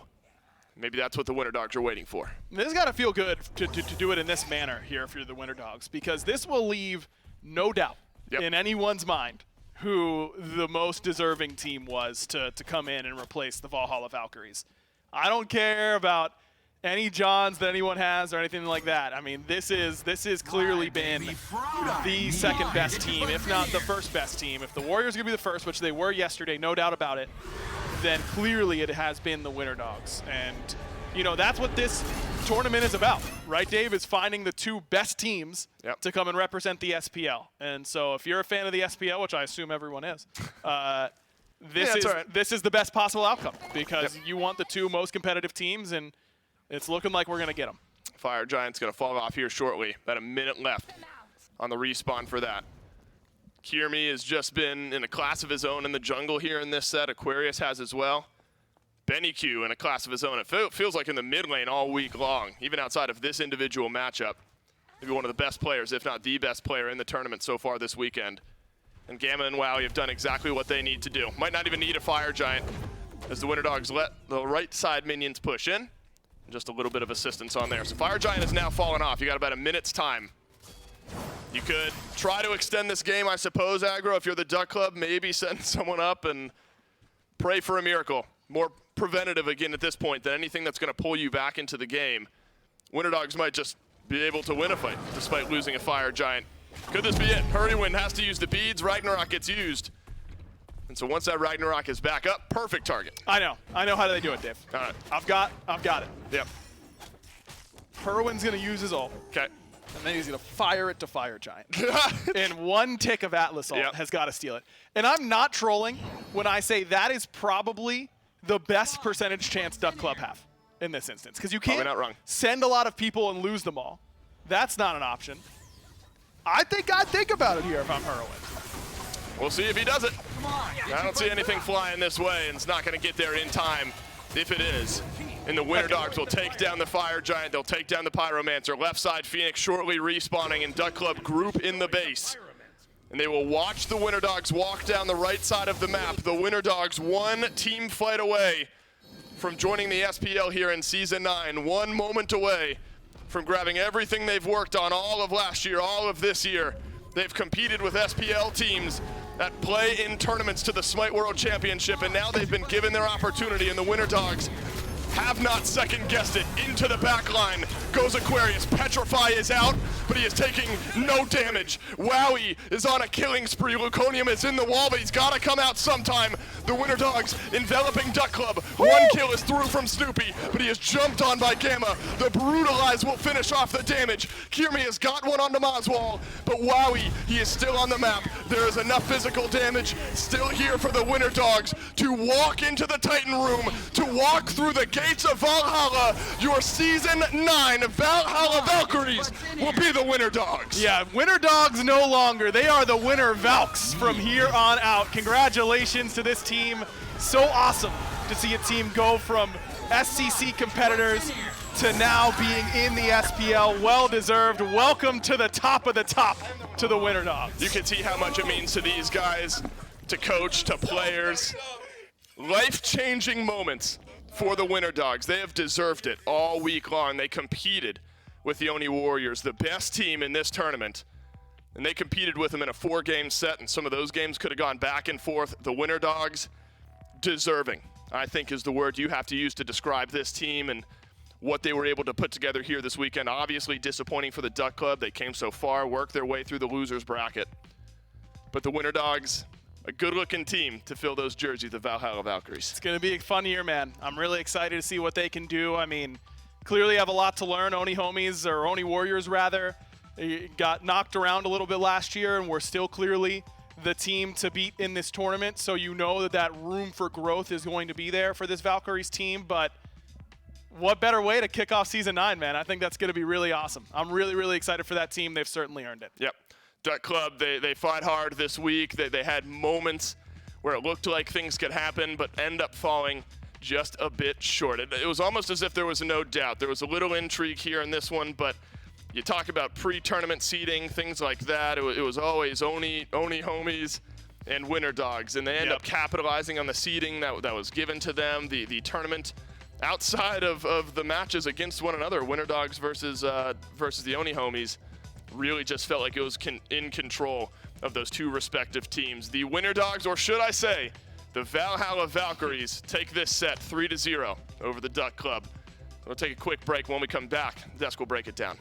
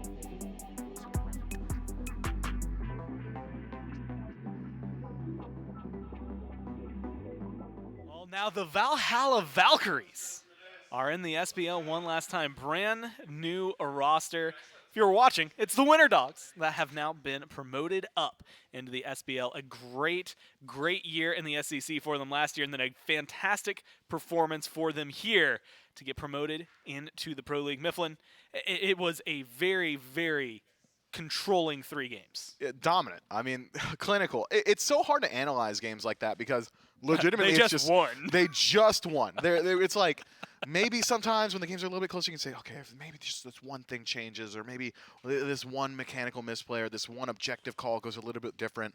It'd be a different game. I don't think so, man. The Winter Dogs just minute 0 to minute end of set. Game 1, minute 0 to game 3, minute end of set. Dominance. Yeah, and it was clean gold leads, clean objective play. I admire how they even waited out till Kleena had to pop out of the wall. You have to come out sometime, and they got the kill because they wanted the decisive. Admiration is the word you're going to apply to that? That's what I'm going to apply to it. These guys are essentially coming into the league as villains now, in my mind. Really? Yes. That was the stamp of their final stamp. Bro, I looked at Aquarius, and he was like yucking, man. My man was guffawing at this guy in the wall. Like, what? Yeah, I admire that. Well, hey, okay, here's what I'll find. My name's Mifflin. Wow. What? You just did that. What are you talking about? Okay. Either way, I mean, it's just clean gameplay from them, and you can see it from everybody's perspective throughout all of this. You couldn't choose a single person to highlight just because it really was every single one of them having moments. I mean, even to the point where there were times Daji shouldn't have looked good, and yet it didn't stop Kirmi from doing it throughout this entire game. It just impressive play from the Mifflin. Top to bottom, and again, like you said, through from minute 0 to minute end of whatever the set was at the end of the day, it was all impressive. And now, I mean, this is the only full new roster for the SPL. There's a lot of like single player swaps across a lot of the teams that maybe add up throughout all of this, but this is a team that is now coming in and is going to get to play against and continually compete against the top of the top. And already just seeing the experience that they've built up, I heard that they've been screaming the Oni Warriors coming into this event. Yeah, imagine and, a year from now after these guys have spent a year in the hyperbolic time chamber that is the SPL. Yeah, man, I was going to do the hyperbolic time chamber thing, man. That was going to be my thing. I'm sorry. All right, bro, go on. No, it's your turn.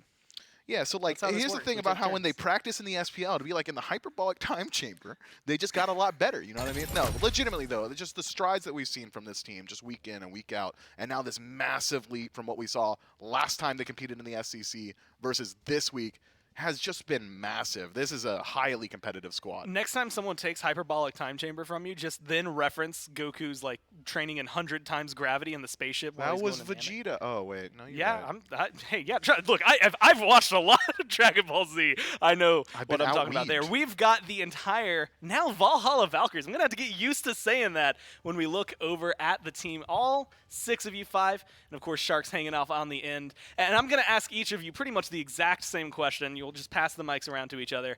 Beniku, you've got it, so you're going to answer first. How does it feel to be in the SPL, man?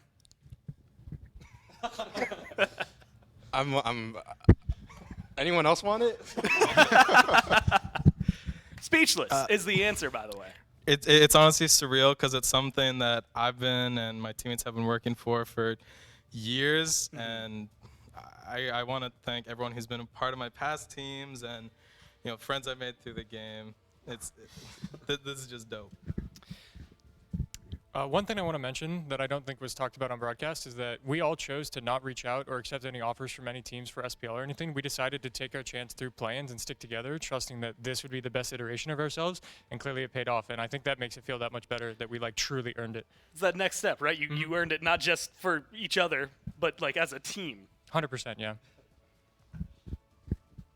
It's just good to be back. That's good to be back, right? But yeah, for 2 of you, this is the step back into it. I mean, how does it feel? I mean, it's been a couple of years. Yep. I mean, just love Smite, and so gonna play again, I guess. Aquarius is just vibing through the SPL at this point. That's what this year's gonna be. Wow, man! Again, stepping back into the SPL, it's been a little while for you. How does it feel to earn that spot back? Feels good. Feels good. Yeah. I don't really know why I wasn't in it in the first place, but I'm back. Well, you made it back. That's the important mark, right? Sharks, for you, I mean, you've been hanging out with these guys the entire time. How does it feel coaching this squad and making it in? They make it really easy, like, to be fair. Yeah, it looked easy. Yeah. Well, I mean, like they're all. We have this really weird thought process about the game where we're not really tunnel visioned. Like, look at Benny's picks, kind of proves it right there. But I've been coaching Kermit for like 2 years, and I watched him go from like, I won't say the worst jungler I've ever seen, but like 6th place SCC, like we were, and like the 2-year grind with me and him like paid off. It was sick. If anyone has last words, anything you want to say out there, absolutely. You know they call me the Big Differ, right? What? You know they call me the Big Differ, right? Yeah. We can see it. That's it? That's all he wanted to say? That's the mic drop moment. Is there a more heartfelt message? You guys feel just really happy about being in the SPL. Looks like they're all just stoked. Thanks again, guys. Congratulations on your win. I'm excited to watch you through the Pro League this year. Just go celebrate. Have a good day. Have a good weekend. We'll see you when the SPL kicks off. Thank you. Yeah, now scram. Yeah. That's how he's starting the year, by the way. New team, Mifflin, telling them to scram. Yeah, get out of here. Look, those jerseys, they're going to mean something different by the end of the year now. I can feel it in like my bones, I guess. I don't know, in the air. Whatever it is. Well, you're the one feeling. Is it your bones or the air, man? I don't know, man. It's the Valhalla. I just think all over. I think we are in for a very interesting year with how powerful that team seems to have grown from what we saw at placements to now, and that's just a 2-month gap. I'm very excited to see what they can do by the end of the year. I think, last year Valhalla Valkyries sat around the bottom the entire year.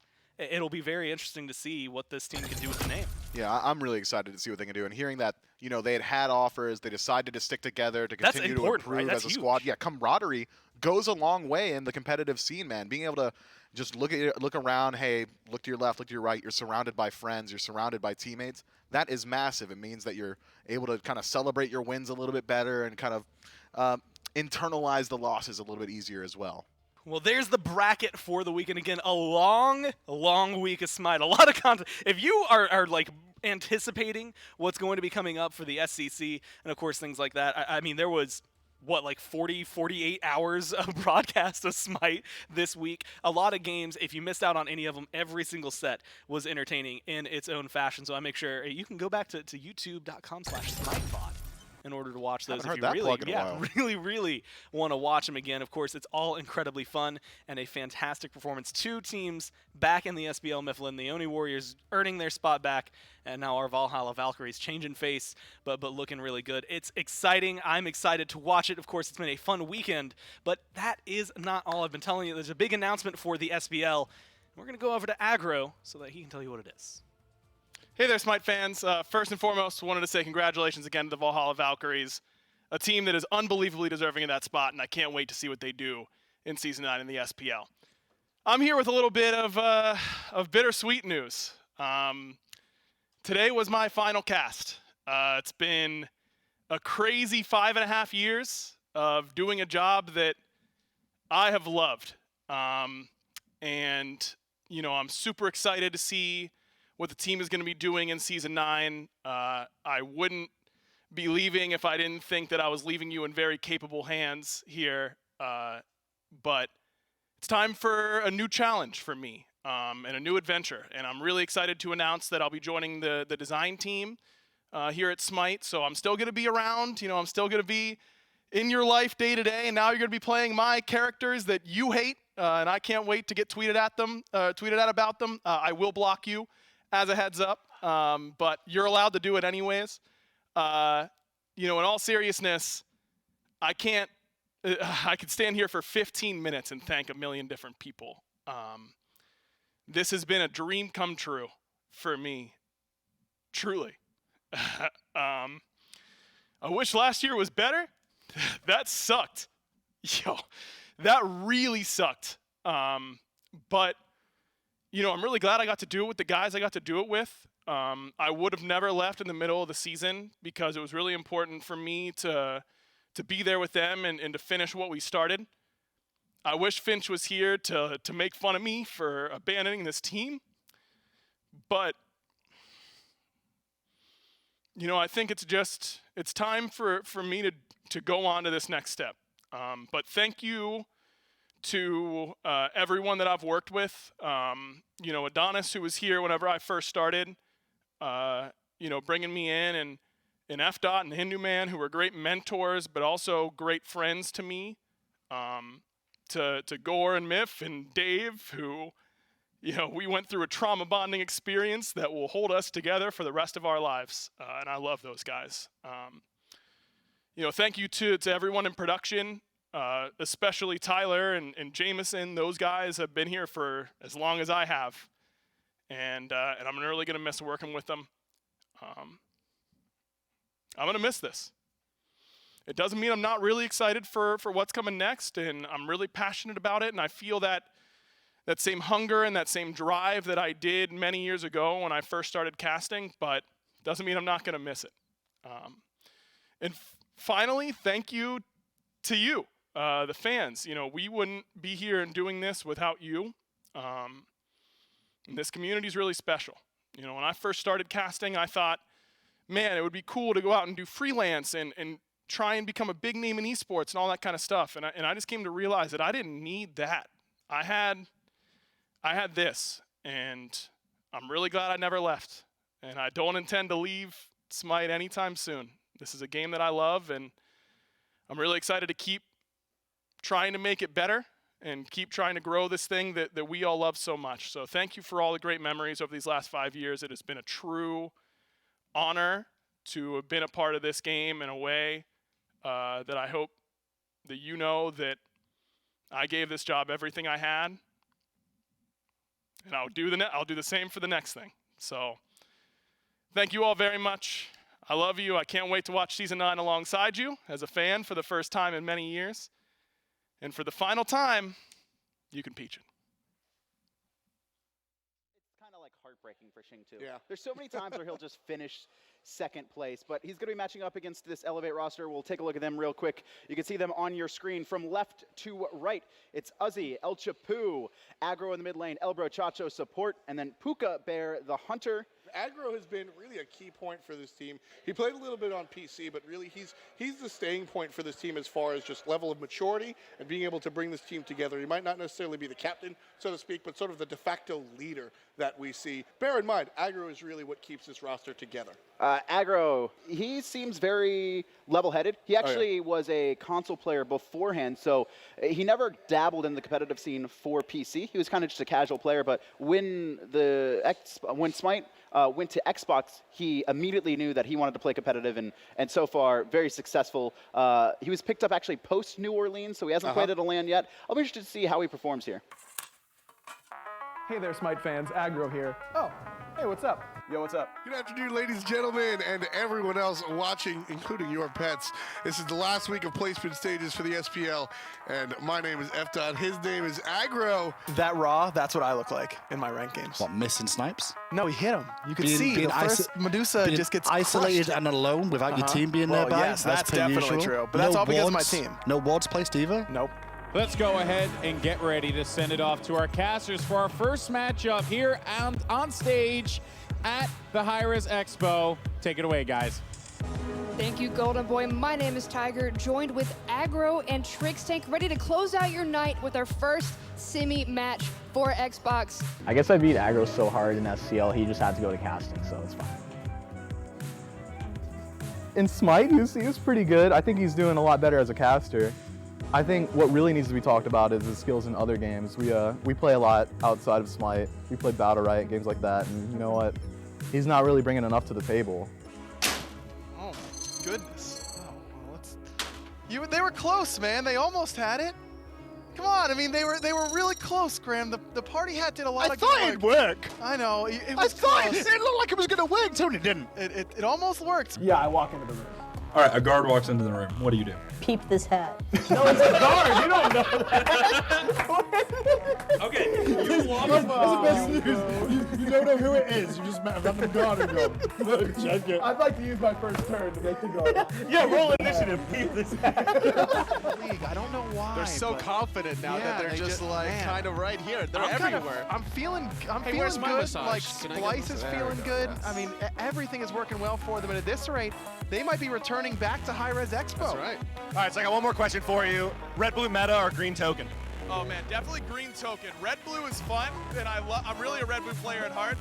But green white, Dumpster's Oko, and that's what I'm going for right now. Well, there you go. No, you should save yours. I know you're upset. I'm upset I because know. I had to be. I know you're upset. We'll get to that. 3, 5, and 4. Pathetic. All 5 and 10. Can you believe these chumps? I mean, can you believe the dominance that I put on that Saturday? My goodness. There's more plays. You thought I was just doing one? I thought I was doing just one, but I couldn't sit by and let all these plays go unbroke down and did.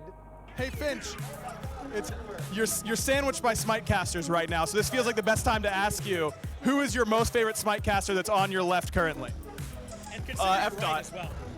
Whoa, that's brutal. We know you can't admit that. I feel like they are really lost right now on what is good. Got scared there by the fire alarm. See you, Tom. I'll take care of it. You're in the mid lane, cross-eyed and confused about what you should do. Well, pick up Celestial Legion Helm. That way, you can deal with those nasty junglers. It doesn't taste good. It does taste good? No. It doesn't taste like. Is it chocolate ketchup? Poo. It tastes poo. And we found out what's in the coffin. Aggression, get some water or something. You two Good try shake out there, hands. King. Oh no, that's salt in the wound. Still pushing forward. They're at the Titan. Only 2 members to play defense. Ladies and gentlemen, say hello to your new Potential champions. E United's looking for it, but Rival tries to defend. They can't do it. And that's the game.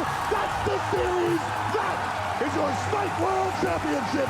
Hindu, Aggro, Tom, are you guys ready for game number 5 of Splice versus Rival? Why would we not be, Kelly? Why would we not be? This is the moment we've all been waiting for all year long. We get to declare a new world champion, and what better way in the last game possible in the series. Perfect. The stage couldn't be better. This is exactly, Hindu, I gotta say, the script writing skills, A+, my friend. This is Oscar worthy. Wow! They could not have done that any better. They keep exactly the amount they need back. They keep exactly the amount they need to end the game. SK Gaming, baby, I mean, they are locked. They got stomped in game number 1. They were able to bounce back and look really, really good in games 2 and 3. They've got to remember that they were winning that whole game. They got to stick to the game plan. Who will be able to take it? Well, let's go down to Finch and Aggro to find out. Great job, and indeed, Finch and Aggro here as we move into our finals for this 2020 season, all the way into 2021. You have awaited since November of 2019. You want to talk about clutch.